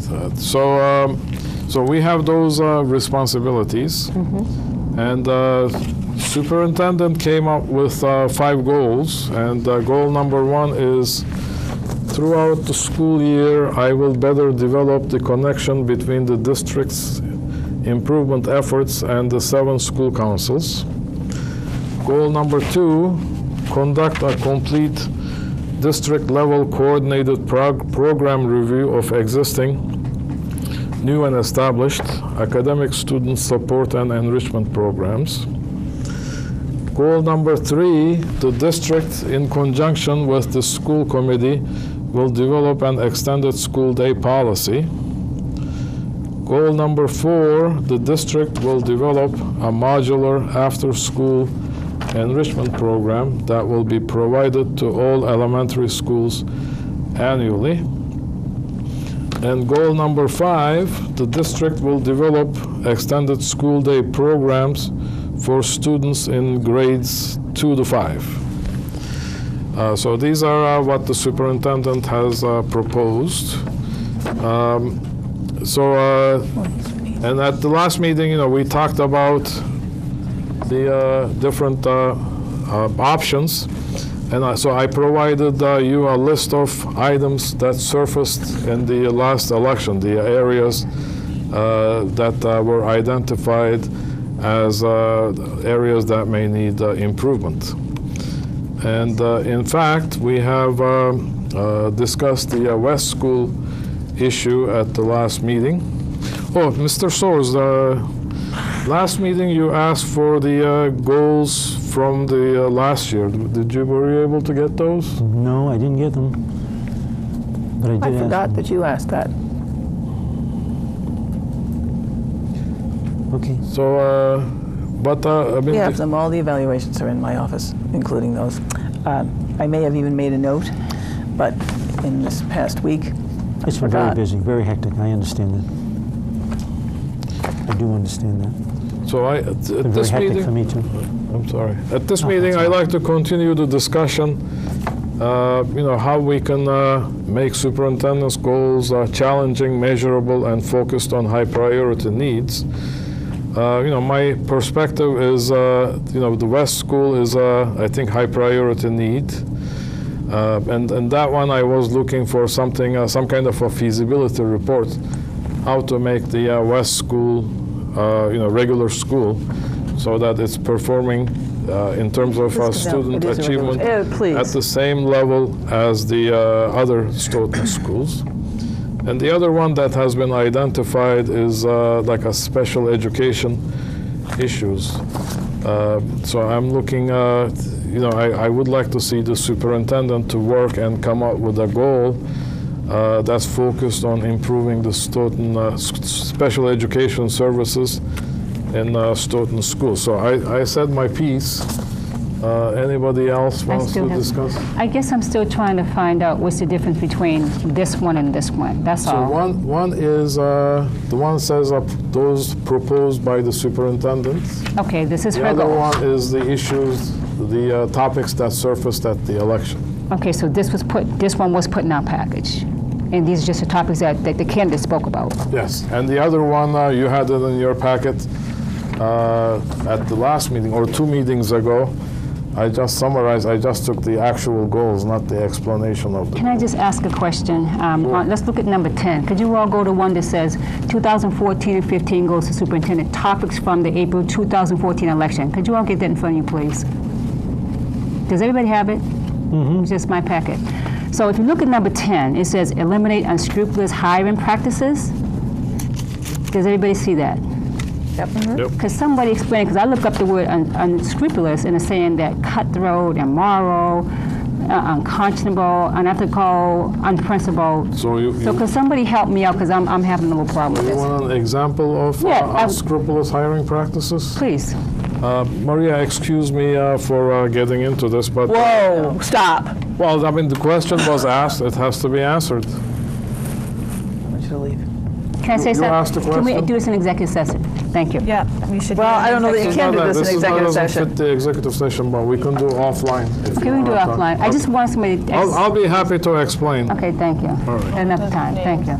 Okay, May I? please. First of all, I'm not even sure where to start. I have, going with what Dr. Brown was saying, I have such a problem with the language that you use, whether it's in the agenda or in items like this, that are just perjurative, they're defamatory, they're inflammatory, they serve no reason but to incite, to stir up something where it is simply your opinion that something is unscrupulous or non-transparent or anything. Well, we can discuss the details of that issue, but I take on offense on what you're saying, because these are taken from the election positions of the candidates. They are. Well, then I would like the candidates to explain then why they use that language, especially now that they're here in charge of That's superintendent. beside the line. So I put them here not to discuss the merits of each one, but just to give the idea to the board, whether they want to pick up any one of those. If you notice, I haven't read those. Okay, I know, but they are part of the record as they are part of our packet. Yeah. There are 12 items here that are general. They are not SMART goals. They are not specific, they're not measurable, they're not achievable, they're not relevant, and they're not time-bound. I'm sorry, you'll let me finish. Yeah, go ahead. Also, the goals that you summarize for the superintendent's goals that, again, are a summary. They are not the entirety of her goals, which were a several-page document, which did give all the specifics and all the time-bound issues and the ways to measure them. So I really take exception to the fact that we voted a process. We asked the superintendent to do her self-evaluation, to work with the committee members to form her goals. We were invited to work with her, and 2 of us, I believe, responded. The others did not. 3, okay, Hold sorry. on, 3 of us hold did on. not. I'm sorry. Let me finish. Let Joyce Let me finish. finish. We'll get that chance. I just want to go to this. We had a process. She presented her goals. We sat on them for a week. They were presented again. The idea was to come up with modifications to her goals based on what your discussions were with her, not 12 new vague generalities that, quite honestly, most of these are they're just not measurable. They're wonderful goals to improve communication. We should all improve communication. I have no idea where that would fit with any of the indicators, with any of the standard professional practices that she has to meet, or how that in any way implies something that's challenging. But let me go back to this. We've had the process, we voted the process. We are supposed to be, first of all, failure to implement an agreed upon process is a violation of her contract. So we do need to stick with the process that was voted and the one that meets the state's requirements. Failure to implement the agreed upon process is most likely illegal. Violations of the agreed upon process will make the process itself invalid and make any evaluation that results from the process invalid. These goals that were presented here are certainly a violation of the superintendent evaluation process. Your goals, and this kind of goes back to the type of language used and everything, they expose the school committee and the Stoughton Public Schools to justifiable legal action by the superintendent or by the Mass Association of School Superintendents. My whole problem with the kind of language you use and the kind of way you manipulate the process is that you're opening us up to all sorts of legal action. And it is why, Dr. Earle, quite honestly, we censured you a while back to remove it. I'm sorry, it is, go back to why. To remove, I need to remove myself from being party to this process because I do not want to be brought down with the type of illegal activities that you're proposing. Are you done? I am. Okay. I'm not setting goals for the superintendent here. These are topics that we are suggesting to the superintendent, and it's up to the superintendent to turn them into a goal, to set up the, if you notice, these goals that she picked, the 5 goals, she worded it, and then she put steps that would be indicators of this, of the goals. So last meeting I suggested doing some kind of a feasibility report for the West School. I said that this is what I like to see, and then the superintendent can needs to work on it if she wants to take that goal. Did the committee vote a feasibility report, or did you just ask for it? We are still continuing with the discussion. So you are totally misrepresenting like these items that I took from the penny saver ads are my words. You are totally misrepresenting. I don't know what kind of. Wait a minute, it's my turn now. You're reading something you got from. I don't know where you got it from, but I don't think it's unreasonable. We expect teachers to have good quality evaluations. They have to have good quality goals. Why don't we have the same process for the superintendent? I want the process to be challenging, measurable, and focused on high priority needs of the district students. Did you meet with Dr. Rizzi on her goals? Wait a minute. To me, it's unacceptable to say, I'm going to go to 7 school council meetings. Regarding, to answer your questions, I always express that the goal setting is should be in a public meeting so that we could all participate rather than one-on-one discussion. It should be a public. In fact, that's what the open meeting law requires. So I don't think I need to be talking to her individually about the goals. But I said, there's a list of 12 items in here. My priorities are the special education and West School, and I don't see any of those in her list. So, I would, for me to vote positively on her goals, I want to see those. But we are a board of 5 people, and everybody can have their input, and as collectively we can discuss and act on it. Then I'd like to go back to the eliminate unscrupulous hiring practices, since you say it came from a penny saver ad and they weren't your words, as to who would like to take ownership of that and if they feel that is in fact still their platform. Well, that's not the discussion at this point. Well, it is a discussion. It's a question I asked. It's out of order. So you wanted to say something, Joe? I thought you. Yes. I'll do after him. Okay. I keep hearing every time that I guess 3 people got to speak to Dr. Rizzi, and Dr. Rizzi and I had an appointment and she canceled it. And all I want people to do is just to recognize that I didn't speak to Dr. Rizzi because she canceled the meeting. That's all I want. Excuse me, I do have to correct that. We had I had called you and asked for a meeting many weeks ago. Many weeks ago. It was before we got into the goal setting process, and it was just for the purpose of a get to know each other conversation. And then something came up that I could not do that. But that is not to be construed as my ever canceling a goal conversation, which you never then called me to make. And if you don't wish to do that, that's fine. But I'm always available for you to call and do that, and you never did. And the appointment that I made and then had to cancel wasn't a formal appointment, nor was it related to any of these documents. So I'm sorry if you took it from that. I'm sorry, it's immaterial what the reason was. The fact is that you did cancel it. Okay, and that's all I'm going by. And yes, you're correct. You're correct. I never did come back to talk to you about it. But nonetheless, we should have gotten together. So all it, you know. Well, I certainly made that offer, and was certainly available to have that meeting had you reached out and said that you had wanted it. Well, I did say that I wanted it. It's just that it was canceled. Can I have a That's all I wanted to say That was a about it. meeting that I had asked you to come to, not a meeting that you had asked for goals. That was a completely different thing, and many weeks before this Oh, process. that was for the goals. That was for this sheet of paper. Yes, it was. I think we just... Dr. Rizzi, there was a meeting that you and I and Mr. Soares were going to meet, and you had a family function to go to on a Friday. And so... That was a meeting on goals? That was a meeting on goals. Thank you. You're welcome. Dr. Brown. Dr. Brown, it's my turn again. So I have two things.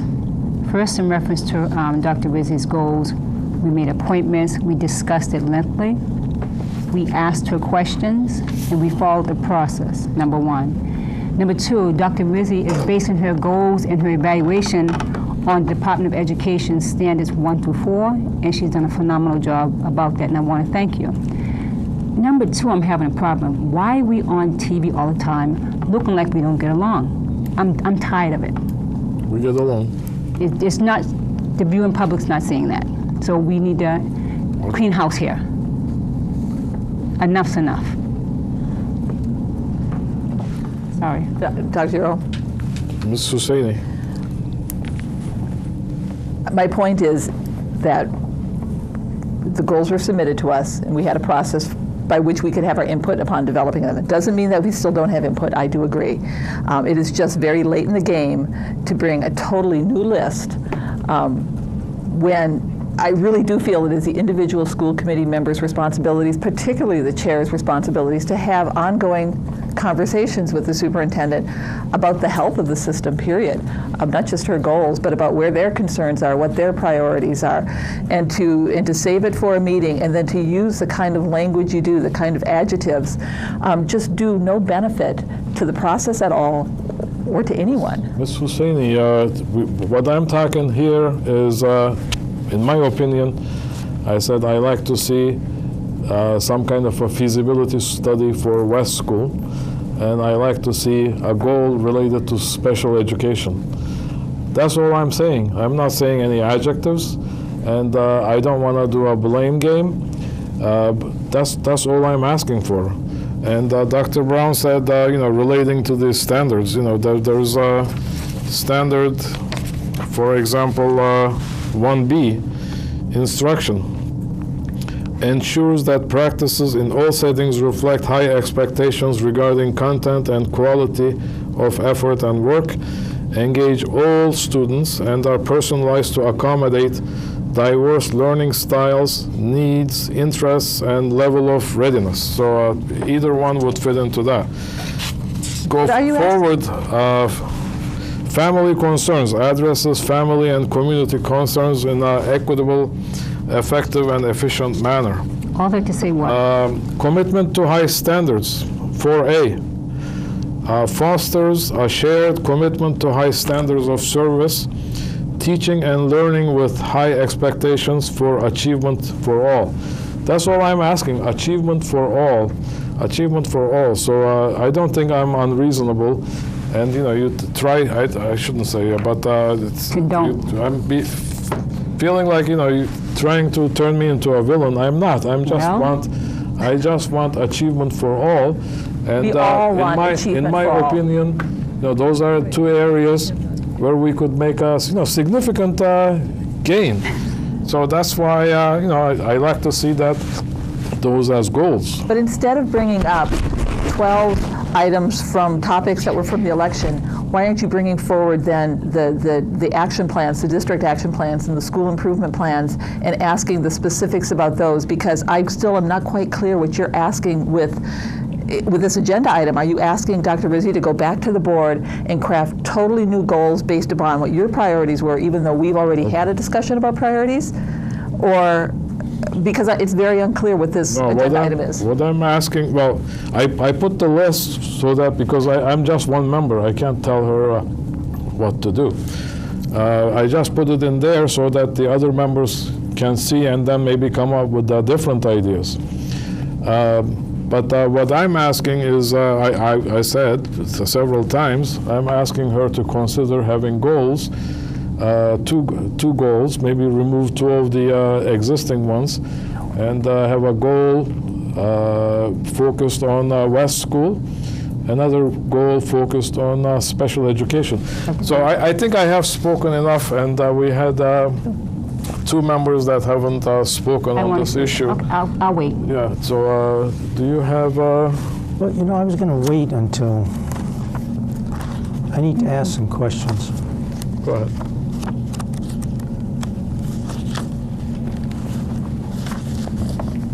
Last time we were here, we were talking about the West Elementary School. I know that Mr. Ford and Mr. Euro were talking about the West School. I need to ask some questions. School diggers in ranking, are they an acceptable ranking internet thing? I mean, people call them up when they're moving to certain areas in certain states? This is certainly moving away from the goal conversation. Yeah, I understand the goal conversation. The real source of information on schools and where they rank is the Department of Education website.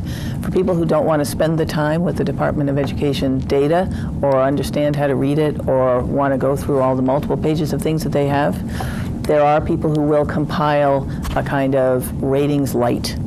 And so School Digger is one of them, but they are not guaranteed to be correct, nor are they complete. And or current, that's true. So the Department of Education puts up the current information, and if that is at odds with any of the other kind of self-appointed things that are out there, some of which are easier to read if you're looking for some kind of a quick picture, but that quick picture isn't necessarily as accurate, and it certainly isn't vetted by the state. Okay.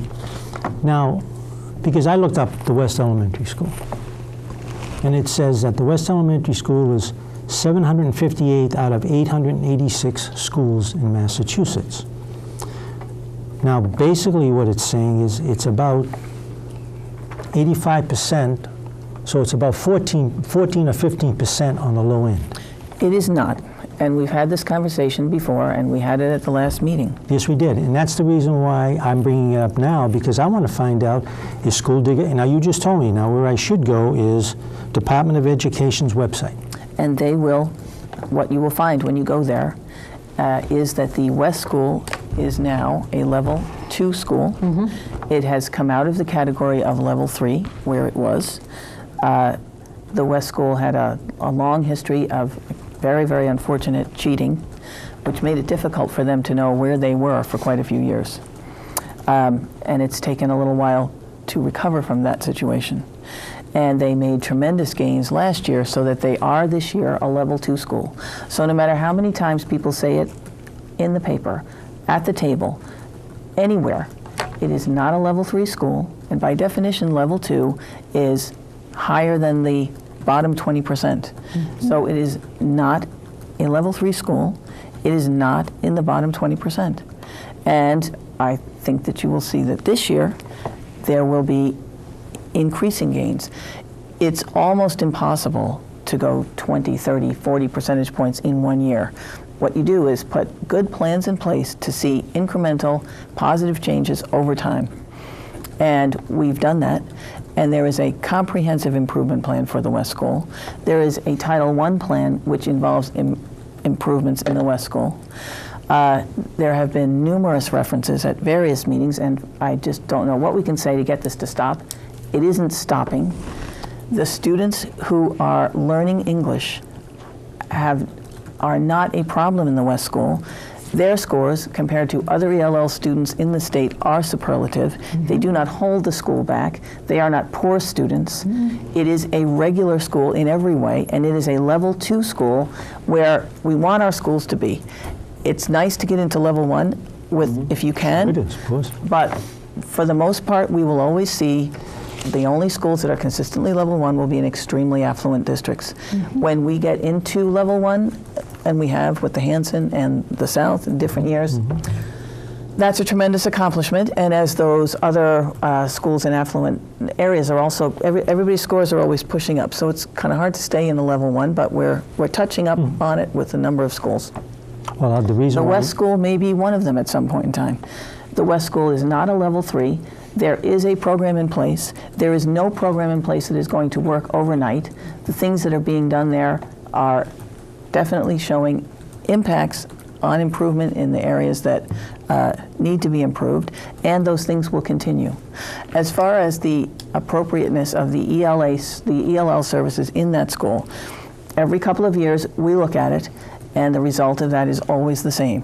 When you take an ELL team, which is a resource of 5 people, and you concentrate them in one building where they can schedule, where they can work together, where they can do curriculum together, where they can do groups together, where they can go into classrooms work with teachers on a regular basis, that is far more effective delivery of service than taking itinerant teachers and having them travel around the district and show up for an hour or 2 hours at a given school where the rest of the day there are no such services. So you can address services in a kind of a spotty, irregular manner, or you can set up a truly excellent program, which they have at the West, and then make that available for other students from other schools who wish to use it. So that is the story of the West School. So if people are going to sit here and say over and over and over again, it's a level 3 school, it's a poor school, it's not a regular school, it's not a level 2 school, those things are simply 100% incorrect. Okay, you said it was a level 2 school, correct? Let me address what Dr. Rizzi said.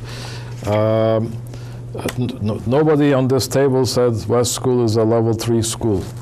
If you believe the school digger, West School is in the bottom 15%. And if you believe let me finish, please. If you believe the Department of Education website, as you said now, it's in the bottom 23%. Would you challenge that bottom 23%? You would not, because that's what the DESE website says. Rest of our schools are roughly average. So all I'm asking is, what is it that makes West School at the bottom 23% as opposed to roughly 50%? Is it the demographics? Is it something else? All I'm asking is for a feasibility study, see if we have a problem. If there is a problem, how do we fix it? I mean, you say you have taken all the steps. It's going to be improving next year. That's great. So that could be an easy goal. All I'm asking is, because this thing keeps on coming up and up, just do the feasibility study. That's what I'm recommending, is so that we could understand the problem if there is one. A feasibility study is not what you do to look at a school. There is a school improvement process. It's the process for identifying effective practices in schools. We have worked with the DSAC, the Department of Education teams, and done several of those in the West School. All of that material would be available to look at, I believe. It's part of the school improvement planning process. There is an improvement plan for the West School, and there is no process for improvement that is not already actively in place for that school as it is for all of our others. What I'm asking is look at think outside the box, because those improvement plans are based on maintaining the current philosophy, current demographics. Their improvement. Joyce, please let me finish.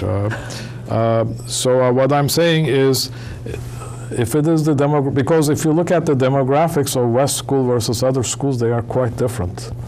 I didn't bring it here, but next meeting I can bring it. If you look at the DESE website, you can see a huge difference in demographics. So if it is the demographics, I want this report to think out of the box and come up with, look at, what's causing this difference between these Stoughton schools. That's all I'm asking. Because of there is a difference in the level of poverty in the area that is the area of the West School. There are things in place to specifically address that. So that's being done. The Title I grant is specifically focused on that school and we use it in a number of ways to deal with the fact that it is sometimes the case that students who come from underprivileged backgrounds have less academic readiness.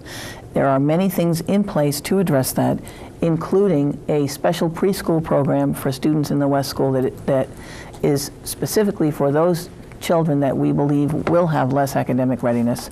There are after-school programs. There is a summer program going on this year.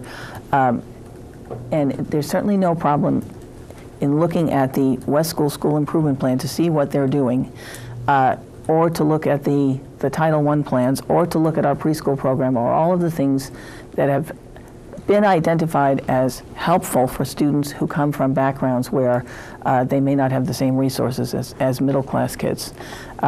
So it's not as though, you're right, it keeps coming up because you keep bringing it up again and again and again. Well, it's the But problem. it is So West School is my district. I mean, my precinct, and I get a lot of calls from parents on different aspects of it. So I don't bring it up because it's my pleasure.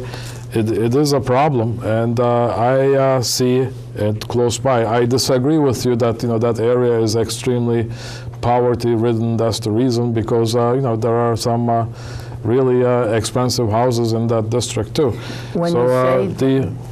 When you say demographics, socioeconomics is a big piece of demographics, and part of it, yeah. When you look at the number of children on free and reduced lunch, there is a higher percentage in the West School than in other districts.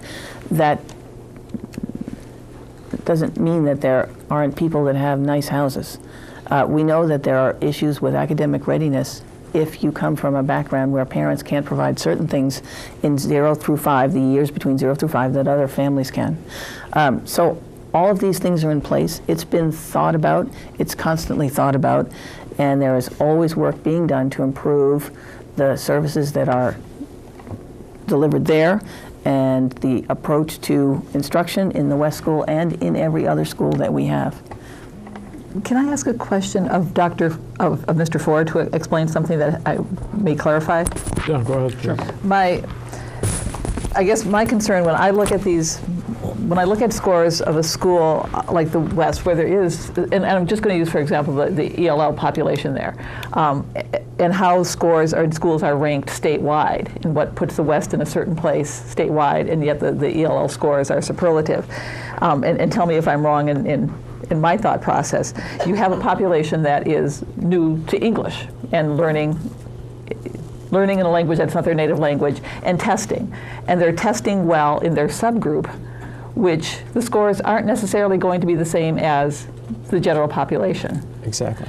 So when you compare the entirety of the school to all the schools statewide, you're comparing it to schools where there aren't large populations of non-native English speakers, which is not going to necessarily present well, but that doesn't mean that these kids aren't doing very well, nor does it mean that the kids in the classroom who aren't looking for English services, because of all the other services available to them, are probably doing very well as well. But as a whole, when you look at the West is a school which has basically double the poverty of any of our other schools.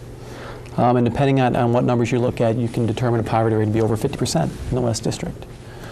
I think that poverty is probably the thing, and I would have to think that the vast majority of experts in the field would agree is the biggest thing that affects a student's ability to be successful in school. It's when you're living with a lot of stress at home and you're thinking about maybe where your next meal is coming from, it might be tough to concentrate on what you're doing in school. When mom and dad are working 2 or 3 jobs in order to bring home a decent living with a minimum wage level of income, it potentially gets in the way of spending the kind of time they want to spend with their children. It's a reality of the world we live in. Another piece of the West is a third of the students are English language learners. And if you look at the fact, and I know it's been discussed in here, we talk about disbanding the ELL program at the West and sending kids back to the other schools. The vast majority of kids at the West that receive ELL service are from the West District. It's actually a very minor fraction of kids that are bused in or having transportation from other districts to participate in those services.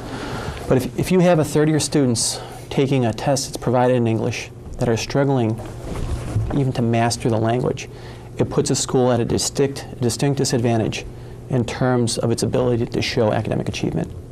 That's, really a basic synopsis and the reality that the West looks at. But when you pull the ELL students out and you compare their relative growth to an average student in the state, their growth is higher. And their growth is higher because as they learn more English and as those basic proficiencies increase, they're going to test better. One of the nice things about being able to look at growth as opposed to just a static test score is you can get inside the numbers and see if your ELL program is effective. And when we looked at those numbers, we found them to be effective. When you say, what are you doing to determine if what we're doing right now is effective? When you look at Title I, we have a summer program. And what we have is at the end of every school year, we do a benchmark assessment in math and English. Students that are in that summer program, in the fall, we pull all the records on that fall benchmark and we compare how they did to all the students that did not participate in the program. And what we found this last year is those students outperformed the other kids. We saw virtually no regression. I think in only one student we saw regression on the test score, and to be honest, that could just be a fluke with the testing, versus a much higher percentage of regression in kids that did not attend the program. That in and of itself tells us that the efforts for that particular program that are funded under Title I are being successful. Another piece is we put in a preschool last year. In a preschool, you're not going to see a difference in test scores for 5 years, 4 to 5 years based on a preschool. 4 years, or 3 years to get growth, 4 years to get 4 years to get growth, and 5 years to get, 4 years to get an absolute score in 3rd grade, and 5 years to get growth data in 4th grade. But when we looked at the incoming children and we looked at all their benchmark kindergarten Ames Web scores, we found that the kids that participated in our preschool outperformed the kids that didn't. And that includes kids that had other people's experiences in preschool. So what that told us is what we're doing with that particular program is effective. So the money that's spent is going to good use, and ultimately it's benefiting that school, those children, and it's going to allow that school to move forward. But I think the preschool is the best example. We're not going to walk in 1 year, completely turn around the school and have a level 1 school. That's impossible. But what we can do is put in programs in place that incrementally every year increase the level of education in that building, increase the capacity for those kids to be successful, and over time we will see the scores come up. That's what's taking place right now. Another piece, even going back to the goals, though, is when you look in school improvement in Massachusetts, it's site-based. That's why there's a school council, that's why there's a principal, and that's why there's a school improvement plan. And for that school to be successful, it's not going to be successful based on the superintendent looking over the shoulder of principal. It's going to be effective based on the fact that we hired a good principal, that principal hires good teachers, and there's a plan in place to bring that school forward. And that plan is reviewed by this committee every year. And that's a great opportunity for the committee to look at what's going on and have a conversation, because you have the principal in the room. And the principal can justify what they're doing with respect to the data that they see and the experiences they're having with children and that school community. Right. I have a question for you, Mr. Ford. Sure. Where would I, if I wanted to get the data for what percentage of the students are from out of the school area per se, where would I look? The district has those numbers. Would you get them for me? With the superintendent's permission. Sure. Okay, so I would like to see. Yeah, we wouldn't. I would like to see how many students, like ELL students, come from different school areas. I think it's also the and point. How many low power? I mean, the poverty, like free lunch kids come from different. Well, no free lunch kids come from other districts. I mean, I saw something on that at town meeting, and we don't. There are no students going there to receive Title I services. I'm not talking about district. I'm talking about other school areas. They don't. They don't. We do not bring students who get free and reduced lunch into the West School. People who are eligible for free and reduced lunch get it in the school to which they attend. There is a small number of students who elect to go to the West for their ELL services. It has nothing to do with sending poor students, as there was some Okay. unvetted. Also comment. Well, I would like to get back to the goals if that would was too. I have really. Yeah, the other part, we talked about the school improvement plan versus, what I like to see is out of the box thinking, whether like homogenizing the student population within student schools. So What that's does what that I was mean? looking for. What does But, homogenizing mean? Milk. It was like, if there is a high concentration of like the ELL students in West, like an immersion program, like when you learn English, being next to a lot of native students would be more beneficial. Let me, But, I really, would you say that again? Because I could understand it better if you said it again. I don't think I quite got that. I said homogenize. Yes. Would you repeat that explanation? I didn't quite get it. I can't I respond. think you but- got it. We discussed it last meeting too. I don't understand it though. No, I don't know what you mean. The other part was He's not going to discuss it. the other part was special education. So what are your thoughts on the special I will- education? real quick. I think we need to wrap up this goal conversation. We talk about And homogenizing. so I'm going to say a few things about this. So I'm going to take it back to the beginning. There was a change in the state law, and the state mandated how educators had to be evaluated from the superintendent all the way down to all of the teachers in the district. And we spent a great deal of time, various years of the school committee, 2 at least, working on implementing the process as it's mandated by the state. And a lot of work went into that. And the process that you have, which was the product of all that work, which was voted in March, incorporates all of the parts of the evaluation process that the state requires. So that's something that we have to do in the evaluation process. There is a provision in my contract that our goals are mutually agreed on, which means that I propose them, and then you have input, and we go forward.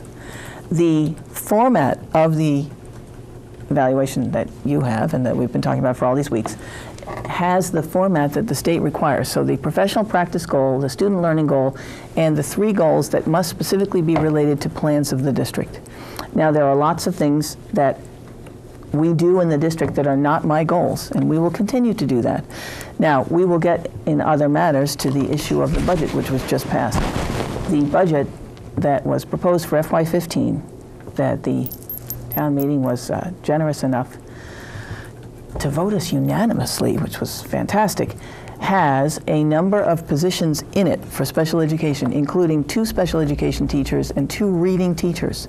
So one does not just decide to do something about special education and then do it. What we have done is we look at the data over a long period of time, and in the budget process last year, it's a year ago now almost, we looked at the needs in special education. And we have in the school improvement plans areas that address special education. The special ed administrator is addressing a lot of the issues related to programming. And based on the recommendations of the principals and the special ed director, and looking at the issues and where we have them and where they could best be targeted through the budget, there are positions that are put in the budget specifically to address that. And those things will constantly and always be looked at and addressed. And frankly, I take umbrage at the insinuation that we do not, in fact, do out-of-the-box thinking. We have an extremely capable administrative team who does a great deal of out-of-the-box thinking. And if we had time, and at some point we will, maybe this is the time, there are many, many things in place in this district that are the result of out-of-the-box thinking. So it is not as though there is no out-of-the-box thinking, or that in and of itself should be, by definition, included in a goal. The 5 goals have to be in the format they are because professional practice, student learning, and 3 goals related to the plans are required. That does not mean that things that do not fit into the scope of the goals do not get done in this district. Of course they do. Or that things that the school committee would like to see or do not get included. And the way those things get included and the way that your values get expressed is as we go into the planning and the budget process, you have input in those things, and those things will get incorporated as we go forward in the next process. And all of that is being done, and that's the way it should be done. So these goals were prepared in the format that they were supposed to. They are all measurable. They are not the limit of the work that is going to get done by me or by the rest of us in this district. And these are the goals that I'm sticking to, certainly when compared with some of the things that I'm hearing, many of which are not appropriate to be goals or are done in other aspects of the district's work. If these 5 goals were all I did, I really wouldn't have to come to work the 90 hours a week that I do. So that's my feeling on that. And when you look at the 4 standards, I have picked particular indicators in the standards that reflect what I heard from the people who talked to me on this committee about their particular values. So those indicators are certainly open for discussion for people who have looked at the indicators. We are picking 1 indicator per standard, and if these indicators do not reflect what it is that you would like to see, those can be changed. But as far as there are certain things that do not fit into the format of goals, are not appropriate for goals, aren't measurable, and from what I've heard so far, I think that this is actually a really superlative set of goals, which could be a very, very good example for others to follow. The goals that I was not giving you the goals, I was giving you the goal topics. Then turning it into goals that fit the format is up to you. As I said, those were my suggestions, and I mean I haven't heard from the 2 other members. The educator wants to say something, because I can speak to this. Go ahead, please. Okay, let me speak to this. What Dr. Rizzi has said on numerous occasions in reference to the education process, and evaluation process, again, is mandated by the Commonwealth of Massachusetts. When we viewed her goals, she followed all 4 standards. She did instruction, she did teaching and learning, she did family, and she did professional culture. So she's done everything she's supposed to do for the general public. She has done exactly what she had to do for her goals, number 1. Number 2, in reference to the 2 goals you're speaking of, I don't think you're speaking for the entire school committee, because you're That's not. right, that's why I'm trying to give them a Now you're getting chance. disrespectful again. He's not speaking for the whole school committee, because he's certainly not speaking for me. Right. And another thing, Dr. Rizzi, this is to you. I think you may want to allow some people on the school committee to come to those evaluation process or evaluation PDs so they can see what you're talking about, because they clearly don't understand what's going on, and we need to educate them, and that's not a problem. Another thing, we also need to have some of these people on this committee go to some of the special ed meetings also, because everybody's talking about special ed, but I don't think anybody knows the process of a kid getting into special ed or to get an IEP, but that's all they talk about. They're not familiar. Could you please help them out and get some PD for this? Thank you. That might be something that would be a good topic for the retreat. Yeah. And at the MASC conference in November, there are multiple workshops on superintendent evaluation, and actually other superintendents and various members of this committee and I have attended those together, and they will continue to be offered for a number of years while different districts are grappling with this process, which is a very complex one. It is complex. Can I piggyback on that? Another thing, as an educator on this board, a level 2 school is superb. So people in the general public who are hearing that this is a level 3, it's a level 2, and they're doing fine, and they're continuously moving up, and people whose children go there, I want to commend them and keep on going. Any other discussion from the board? No? No? Joe? No. Okay, so at this point, we can either take a vote on these goals or continue the discussion to the next meeting. What's the pleasure of the board? I want to continue the discussion until the next meeting. For what? Well, I think Mr. Soers wants to meet with And I definitely will Dr. meet with Rizzi. Dr. Dr. Rizzi. Rizzi. Okay, so we'll continue, because I looked at the agendas for the last year. We had them for a number of meetings, so we are not out of line to continue this discussion. I will say, though, that that was not an ideal process, and the longer we go talking about the goals, the less time that gives me to implement them. We also do expect to have a mid-year check-in process, and it's Right. not. Well, If the goals are not set until then Yeah. it will not be possible to do last that. year we waited till February to set the goals, so this is, we are talking about. But we Possibly also set up a wrapping it up. process last year so that we wouldn't be repeating that abbreviated schedule. They need a professional So it won't development. be. And you also have 2 new people who are just Right. watching. I'm asking you, they need professional development, so you can understand Yes. it. Well, I Okay. understand IEPs. So, and I asked Mr. Ford for some data. Thank you. Next item is acceptance of minutes, regular meeting, April 1st, 2014. I move we accept the minutes from April 1st, regular meeting. A second. All in favor? Aye. So we got 2 abstentions. Who's not accepting it? Well, they weren't on the I board. wasn't here. I'm sorry. They look good. Thank you. Yes. Next item on the agenda is the open meeting law complaint by McNeil, and there were 2 separate open meeting law complaints by Mr. Soares. And We did not receive these in the packet. that was emailed to you. Mary emailed them a while ago. Will you be reading them into the public record? No, Yeah. Well, why? You've done that with past open meeting law. I haven't done that. Oh, we've so done that with it's every the- open meeting law Not violation. him, he doesn't read 'em in. I'm not going to do it. If we can append it to the minutes, it doesn't make any sense since the late. Could we summarize it? It was, well, I can just summarize it. It was about the subcommittee meeting of communications subcommittee meeting. The subcommittee members said in the meeting that they met and the meeting was not posted, and it's on the video record. And but the Attorney General's office somehow, decided that they know better than what was said at the meeting, and they determined. I am so offended by I am your so offended too. And Dr. Brown should be. Whether I am you're so offended or offended. not, I mean, there It's is talking about me, and he needs to. you asked me you to have my summarize permission. it. I'm You have my summarizing. permission to use my name. Editorialized it Okay. is more what you did. You have my permission. Mr. Soares wants to speak. I'll speak on it. On January 15th, Thank you. 2014, the superintendent hired a community relations specialist.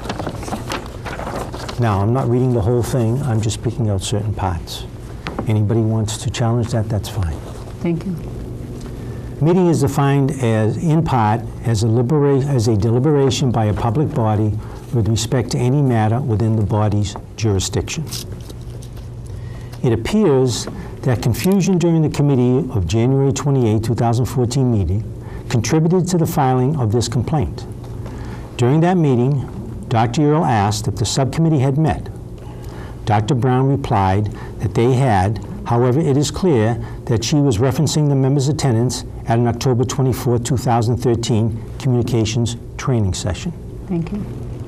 Further, although Mrs. Savini's response to Dr. Earle's question suggested the subcommittee discussed the resumes, it does not appear that there was any substantive discussion between its members.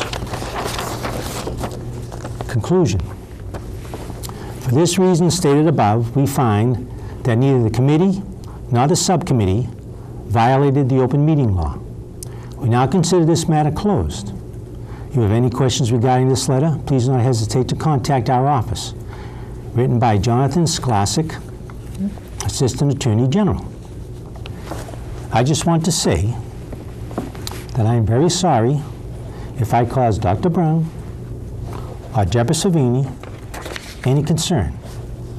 Please accept my sincere apology. I accept it. Thank you, Mr. Soares. And for the record, I do object to you not reading the entire complaint because that has been our past practice. Please make a note of it, Mary. I'm discontinuing this past practice. We just append the. Well, that will be on your complaint too. We will have the. would've read the whole That thing. goes into the appended to the minutes anyway. So it Dr. Earle, was can I speak a on waste that? of time. Yes, please. Okay, so I guess what, and no disrespect to you, when it's convenient for you for some reason, we're not. Why is it It's my convenient turn. to me? Here you go. You've been disrespecting me. Everybody in the public knows it now. Now stop. Well, you are the one. So who's I'm talking. Go ahead. So what happens is when it's convenient to you, when you're at fault, when we're at fault, you want to read it. How am I- But how am I in it's my fault? turn. I'm going to give you a chance, hon. But when it pertains to one of us being wrong, you want to read everything. So it's very convenient what you're doing here, and it seems, and I could be wrong, that you're twisting things when it's convenient for you. And I could be wrong. I doubt it. I think you are totally wrong. Okay, because thank you. how am I? This was a complaint that was filed That you not refused me, to read but it. two other people. And then Attorney General's office came up with a decision, and personally, I disagree with the decision. But why is it that me that's wrong? I mean, that's a totally wrong As Attorney General, mischaracterization. this is what he does for a living. They You don't. don't do this. The Attorney do. General, it's my turn again, it's me, you, me, you. The Attorney General made it clear that they were wrong, and I want to thank Mr. Soros for admitting that he was wrong. Let it go, Dr. Ehrman. Everything doesn't have to be a fight. Wait a This minute, is I'm my not- turn. I'm not, Like my turn. This is the school committee, not Dr. Earl's group. We are all collective bargaining, a unit here. It's just not about you all the time. And as soon as you understand that, we can get back to teaching and learning. We can get back into test scores. We can get into how to teach you to read the data from these schools and teach you what it is to get an IEP done in special ed. Dr. Brown, I'm not your student. I'm just I'm just your trying to peer. teach you something. So you're trying to teach me. You go teach the people in Boston Public Schools so and I that can they teach- move up from level 4 to better, higher levels. Oh! I hope people in Boston Public School are listening to this, because I'm going to bring this to the them. issue is, it's not that I'm at fault. So I mean, why do you make it my Okay, problem? this one, that is so horrible. Okay. Sexism, racism, anything you can think of negative is there. All right. So why don't I declare a 2-minute break? I for, bet you do need one after emergency, saying that one. And then we'll resume in 2 minutes. I'll make sure everybody knows it too. Emergency? Go ahead. Okay. Go to the bathroom.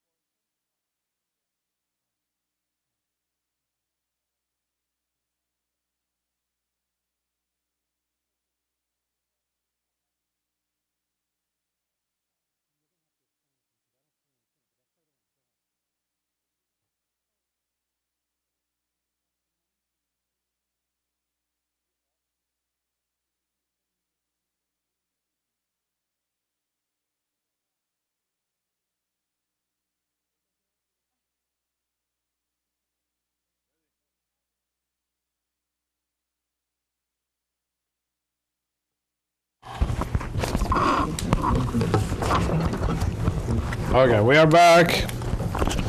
The next item is open meeting law complaint by Ms. Husseini, item number 14. At the last meeting, was it the last meeting or the meeting Before that. we had decided to refer it to the school committee lawyer. And at that time, we found out that the lawyer was not working for us. And so eventually I got this opinion from the new school committee lawyer. Before I do this, I want to ask Ms. Husseini, what's the status of her complaint? Well, and I held off filing it because, file it? no, because I knew that you were waiting for the response and that we didn't have representation. But now that you have this, I certainly have So a decision to make. You'd like to continue? I'd like you to decide how you're going to act on Right. the items in the letter, and that will then determine whether I go forward. But let me tell you, because I understand the, and first of all, I got this at 5 o'clock today, which really didn't give me the time to prepare. We forgot to put it in the packets, but I sent it, I think it was like 1 o'clock or 1:30. Yeah. Yeah, I forgot to send it to you. It's Well, not, it's needless not to your say, I fault. wasn't Yeah. home from work and didn't see it until Yes. 5 o'clock today, which did not give me the time to go through it and really make the notes on it. If you want, But we it can does- act on it on Thursday. I would, but no, I would like you to at least have the discussion for now, because there are, it basically says that you need to decide and to draft a written response to me as to whether or not you agree Right. with the decisions or with the opinion. I will tell you that what offended me most in this whole process, besides just that what I still consider the violation of our practice, and that you still insist that our practice wasn't used for years when in fact it had. We have reorganized every meeting after, but chosen then to defer that to the end of the school year. We have abided by a certain practice, and that you chose to totally go counter to that. And at the same time, all you talked about was transparency, and you scheduled a meeting off premises, and you scheduled it for an off day, and you didn't contact everybody. I really have concerns about what you were trying to accomplish by forcing the vote when you did. Now, the remedy to that was to put it on the agenda for the April 29th meeting and to re-vote the reorganization. That was a recommendation of Brian Riley, and you put it on the agenda for the 29th. Brian Riley? For the public? The town Council. council. You put it on the agenda for the 29th, and then you totally disregarded it. No, I asked. No, you're the chair. Your obligation was to reorganize on the 29th, not to put it on the agenda and ask if people had an opinion on it. You No, I had the said, duty are to there any reorganize. motions? I mean, I reviewed the videotape. You had the duty to reorganize. You as The chair. reorganization was done. And then the following meeting, I put it on the agenda. We can play the tape. I said, like there were some issues, mostly related to Dr. Brown not receiving the notice.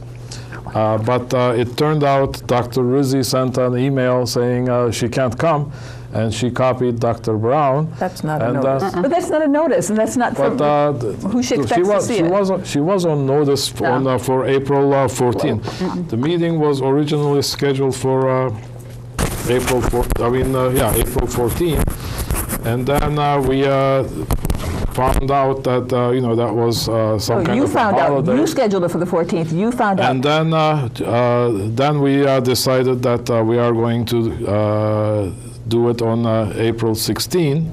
We wanted to do it on April 15, the regular night. You said you were not available. You're getting into, again, But Joyce, you're Okay, I'm sorry. arguing all over the place. Now, the thing before us is the open meeting law complaint to the Attorney General's office. And the school committee lawyer says this complaint has nothing to do with the open meeting law. So that's what we need to act upon. The other part, he also talks about, the other part, what we can do, what we should do. he talks about the part where it was a violation of our own policies and But practices. That wasn't, we didn't have anything in our practices. And I got advice from Mr. Kelly in the Human Resource Department at that time. But so that's a separate issue. And I'd like you to read this opinion, and we discuss the other issue separately. So since you put it in the form of the open meeting law complaint, so I'm going to separate the two issues, and let's address the open meeting law issue. May I make one comment to that? Yeah, please. If in fact you do reorganize, don't just put it on the agenda, but actually as chair say we are doing a reorganizational meeting as it is set in our policies, and do it at the next school committee meeting, this will all go away. I will withdraw everything. That was put on the agenda for April 29th meeting, and I said there were some people, some members complained, so I said I put it on the agenda. Is there any motions to reorganize? And then nobody, you were there, Dr. Brown was there, nobody made a motion. No. But that's not the point. The point wasn't to put it on to make a motion. The point was to put it on as a reorganization under the practices of the reorganization. I'm asking you if you will do that at our next meeting. Since you are amending the agenda for Thursday, you could do it there as well. That will satisfy it. Whatever the outcome, that will satisfy it, and I will stop pursuing this, whether it be open meeting law or violation of our past practice. Well, you can. I mean, we talked about the past practices. Our policies don't say that. In fact, we violate our policies all the time. And I've got two former school committee members sitting in the audience. I will tell you that we always follow a practice for reorganization. Do we meet at the superintendent? Did we ever meet in the superintendent's office? Yes, let me. That's one of those. That is the you're one. Just stretching it. No. You are stretching. I'm sorry. The office of the superintendent. When you have to file something with the office of the attorney general, are you expecting to go directly into the attorney general's office and put it on their desk? They're talking about the business address. The office of the superintendent is the district office. It is where we are right now. So I think that's reasonable. What we need to do is address the open meeting law part of it. Do we? So I'm looking for a motion to as directed here, to find as based on our school attorney's recommendation to say that we find this not to be an open meeting law issue, and authorize me to write a letter to Ms. Husseini to that effect. Do we have a motion? All right, I'll make the motion. Is there a second? I'll second it. Any discussion? All in favor? Aye. Aye. Aye. Opposed? No. Okay. Opposed, so 3-2. Along those lines, can I ask the rest of the committee if they are, because I've just asked you, Dr. Earle, and you've avoided it, if there is any desire to put the reorganization on the agenda for Thursday and put this issue to rest once and for all, open meeting law or just the general violation of the past practice? This particular paper says that we didn't violate anything. I'm putting the open meeting law aside. It did say that it was, in fact, not consistent with our past practice and with... Well, we just discussed the past practice. The town code is not past practice, and this issue is not addressed in the current policies. So nobody's willing to put reorganization on the agenda? It was on the agenda for three times in a row. Hold on. No. Please explain to me why you want us to do what you want. Because we haven't followed the practice of this committee, which is a reorganizational process, which basically says there is no chair at the time. The superintendent takes over, entertains nominations. For that moment in time, we turn the power of the school committee over to the superintendent. Like I said, I've got members here going back, well, more than 10 years, who are telling me that this is what has always been done. It is written in our practice, and if you look at every reorganization, post-election, it comes up on the agenda, almost always gets deferred to the end of the school year because that has been the committee's practice to keep it consistent with the school year. And yet, Dr. Earle decided to call a special meeting off-site on a day that, like I said, special meeting off-site prior to the normal reorganization date, which does state the day after the next regular meeting after the election. And he did it at a time when you had two brand new committee members who really, I'm sorry, were very new and didn't necessarily understand what the practice was. You've been here now, you've certainly heard, you've got the ability to research what it takes. Just asking that we follow the guidelines, the standard established practice. I think, there was a, if you believe the town code says 2 members can make a request for the chair to set up a meeting. And we did that. So I made a request, and I believe Mr. Soares did. You ignored it. Well, you ignored his request, and to my request, you said you're not available on the 15th, period. So then I made you calls, I called you, I sent you text messages, and then you chose not to respond to my text messages, and then you sent an email to people saying that school committee is in trouble. So you didn't cooperate, and there were issues. I'm sorry, I didn't see any place where I have to respond to text messages. I prefer to have a paper trail when I I'm being sent you accused of an something. email. We work with emails. Yes, and we did. And then we also found out that on March 31 and April 1st, there was a STA filed a prohibited practice claim and demands pertaining to removing money away from the instruction budget. And What does that have to do with information, it? I'm explaining why. This information was unreasonably withheld from the school committee members until April 9, 2014. In the evening of April 1, 2014, Stoughton School Committee, upon recommendation of the superintendent, removed a substantial amount of money from the instruction line of the budget. April 8, town elections were held. 2 incumbents lost their seats. 2 newly elected members were asked on a televised interview on April 8th, and they both declared they want me to be the new chair. That sounds like deliberating outside of a public meeting. No, they weren't sworn in at that boy. time. There was a. Making it worse. What are you talking about? It was a televised interview, Yeah. Joyce. You're stretching. I mean, it's like stretching this Okay. false open meeting law claim. Your claim has nothing to do with Fine. open meeting. What I hear Admit loud and it, clear, then what I let's hear move loud and clear forward. is that you're going to respond in writing and that you're not willing to put reorganization on the agenda. Is that fair? Because you can Yes. drop it right now. Then Yes. you're done. Thank you. Okay.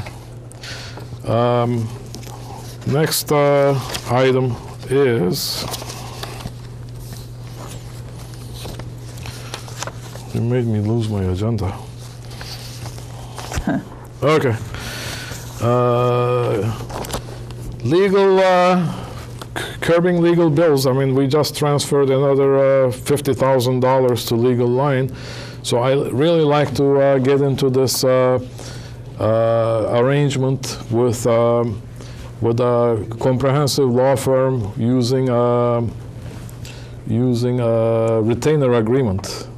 As you and I mentioned at the last meeting, I forgot, was it North Reading? They were paying $15,000. Easton was paying, I forgot what it was, $50,000 or $60,000. They just have a retainer agreement that covers everything. So at the last meeting, we said let's get a list of the law firms that do that, and also to interview, and then you wanted to do some questions before the meeting, and I sent a reminder in the meantime, recognizing that it's only 1 week. I haven't received any responses, so I put this on the agenda again to remind you between now and the next meeting, hopefully sooner better than later. Send me the questions, send me the suggestions for the law firms, and so that we can get into this money-saving mode.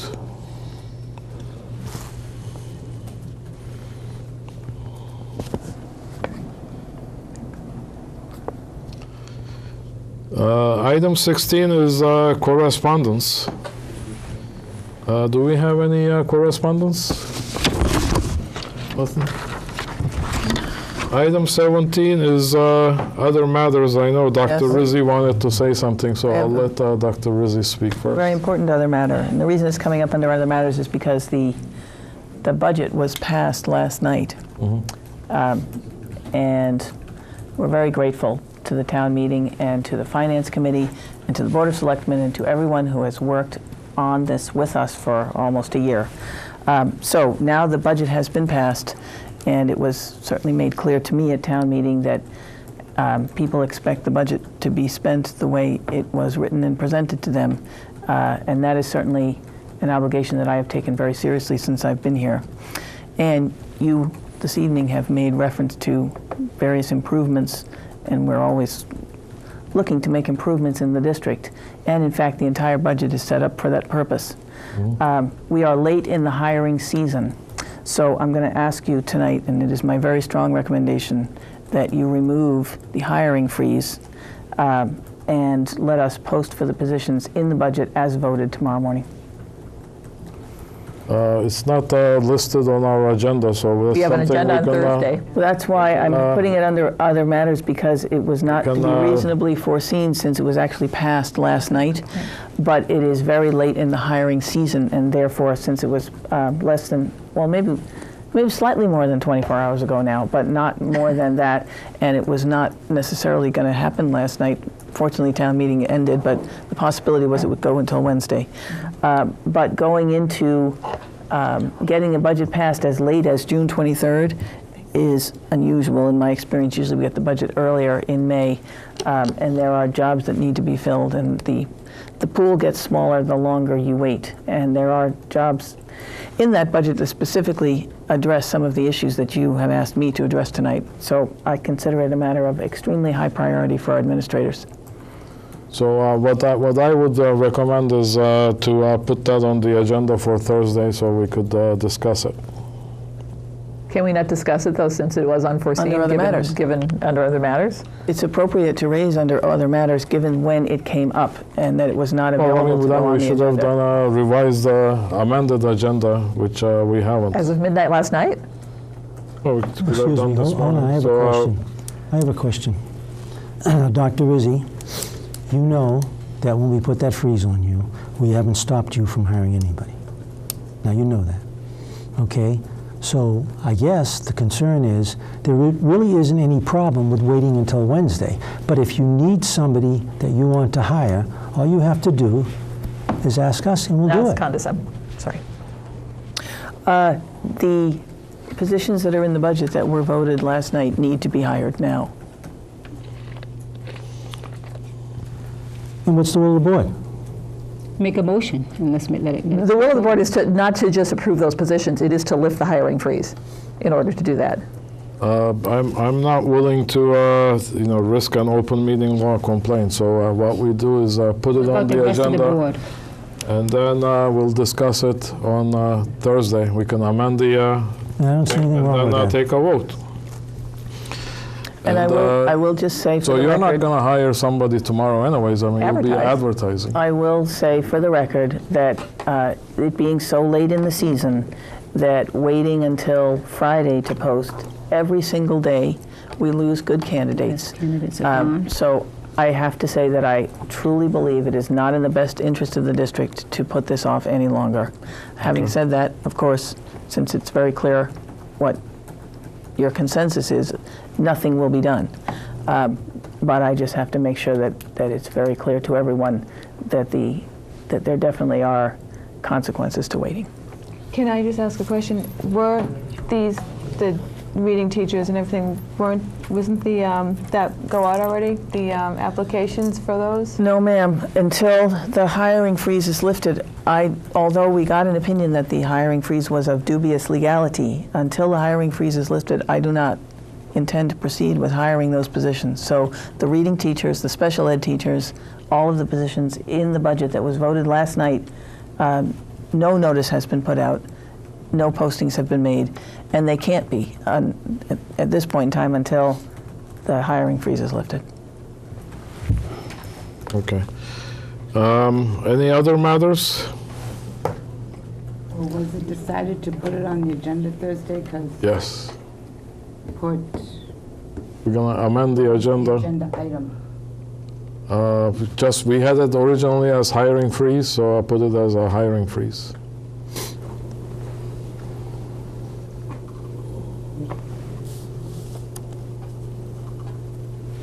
Okay, the other matters. Joe, you had other matter. Yeah, we already covered that. That was the open meeting law complaint. No, you had one about the this fundraiser thing. Oh, yes, I'm sorry. Steve Sweeney. Evidently, somehow or other, we missed the fact that Steve Sweeney had something going on at the Stoughton High School, and none of us showed up. And I don't know exactly how it went through, had fallen through the cracks, but it did. And I believe that I know he gave the school some number of tickets to sell. I don't know whether it was 50 or 100 or whatever it was, I don't understand. But I assume that, I think that he got all of the tickets back. So the point is, does anybody know Mr. Sweeney, Steve Sweeney? I think we had a fellow named Joe, what was his last name? Fernandez. Fernandez, yeah. He came to school committee meeting on March 11th. I watched the tape. He asked for school committee permission for the waiver of the fees. And then we gave, he was talking about a fundraiser, and any profits were going to be donated to a special education department. And after that, I haven't heard anything. Apparently, he put ads in the Penny Saver and different channels, but I haven't seen it. So the event was poorly attended, and he ended up losing money on the event. So first of all, I'd like to apologize on behalf of the school department for missing it. But I think the important thing to do is how do we prevent this from happening, something like that from happening again? Well, when events come up, I think people have to put them in their calendars. Mary has a tremendous amount of responsibility, and with the number of meetings that have been held since April 1st, the number of minutes that she has to do, the number of events that she has to keep up with, I think that there are certain things that it is appropriate for people to keep in their own calendars. The gentleman certainly made the date clear when he came to talk about the fees for the facility. The flyer was there put were out on the posters Facebook and page. flyers and so on and so forth. So I'm sorry, On the school Facebook page, the flyer was put out. and it was not in fact a school-sponsored event, and so it was not in the school calendar that you click on the website when there are school events. We cannot get in the habit of having other events that are held in the schools as part of the school calendar. It's confusing. We don't sponsor them. So I think people have to fill in their calendars a bit more in advance. So how could he gotten his event school sponsored? It was not a school-sponsored event. No, but how? Well, when he was here, we did encourage him to work with a group, a parents group, or to identify some group, and I don't know where it went from there. But when you talk about giving the school tickets to sell, I've not heard of that until you just mentioned it. Yeah, I heard it from Mark Snyder. He was saying he gave, when I watched the tape, he was saying, he's going to invite the jazz band. The jazz band was never invited. My son's in the jazz band, and that's not never on their schedule. He was going to invite the, he was saying that the football team can come and sell stuff on the outside. So none of that happened. But that was all his responsibility and not the responsibility of the school district. So I mean, we appreciate the efforts of anybody who wants to do something for the schools, but it's coupled with the time of year that it is, not feasible to say that we could have participated in the planning of that, nor do we want to get in the habit of participating. It wasn't a school event. A school, non-school event. So there isn't really anything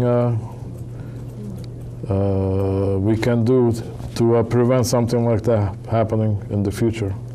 When someone comes and asks to use the facility to plan an event and it's their responsibility and it's not a school-sponsored event, then it's just simply the person using the facility.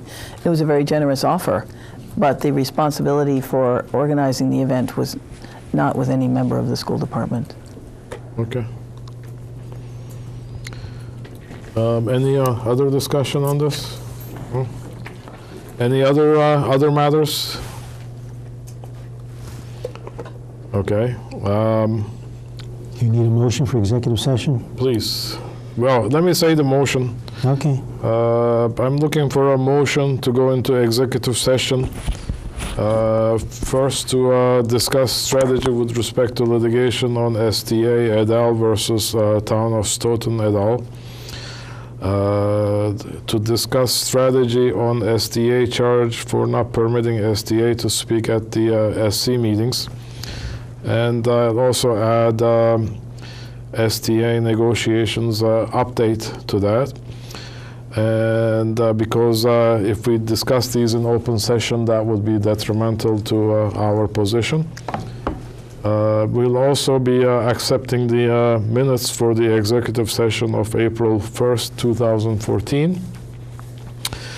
And we will not be coming into open session. Financial warrants will be circulated, so I'm looking for a motion. Okay, can you amend the next regular meeting date to be July 22nd? Next regular meeting date will be July 22nd. Special meeting date will be June 26th. So I'm looking for a motion. Motion to go into executive session for the reasons stated. I second it. Do a roll call. Ms. Husseini. Yes.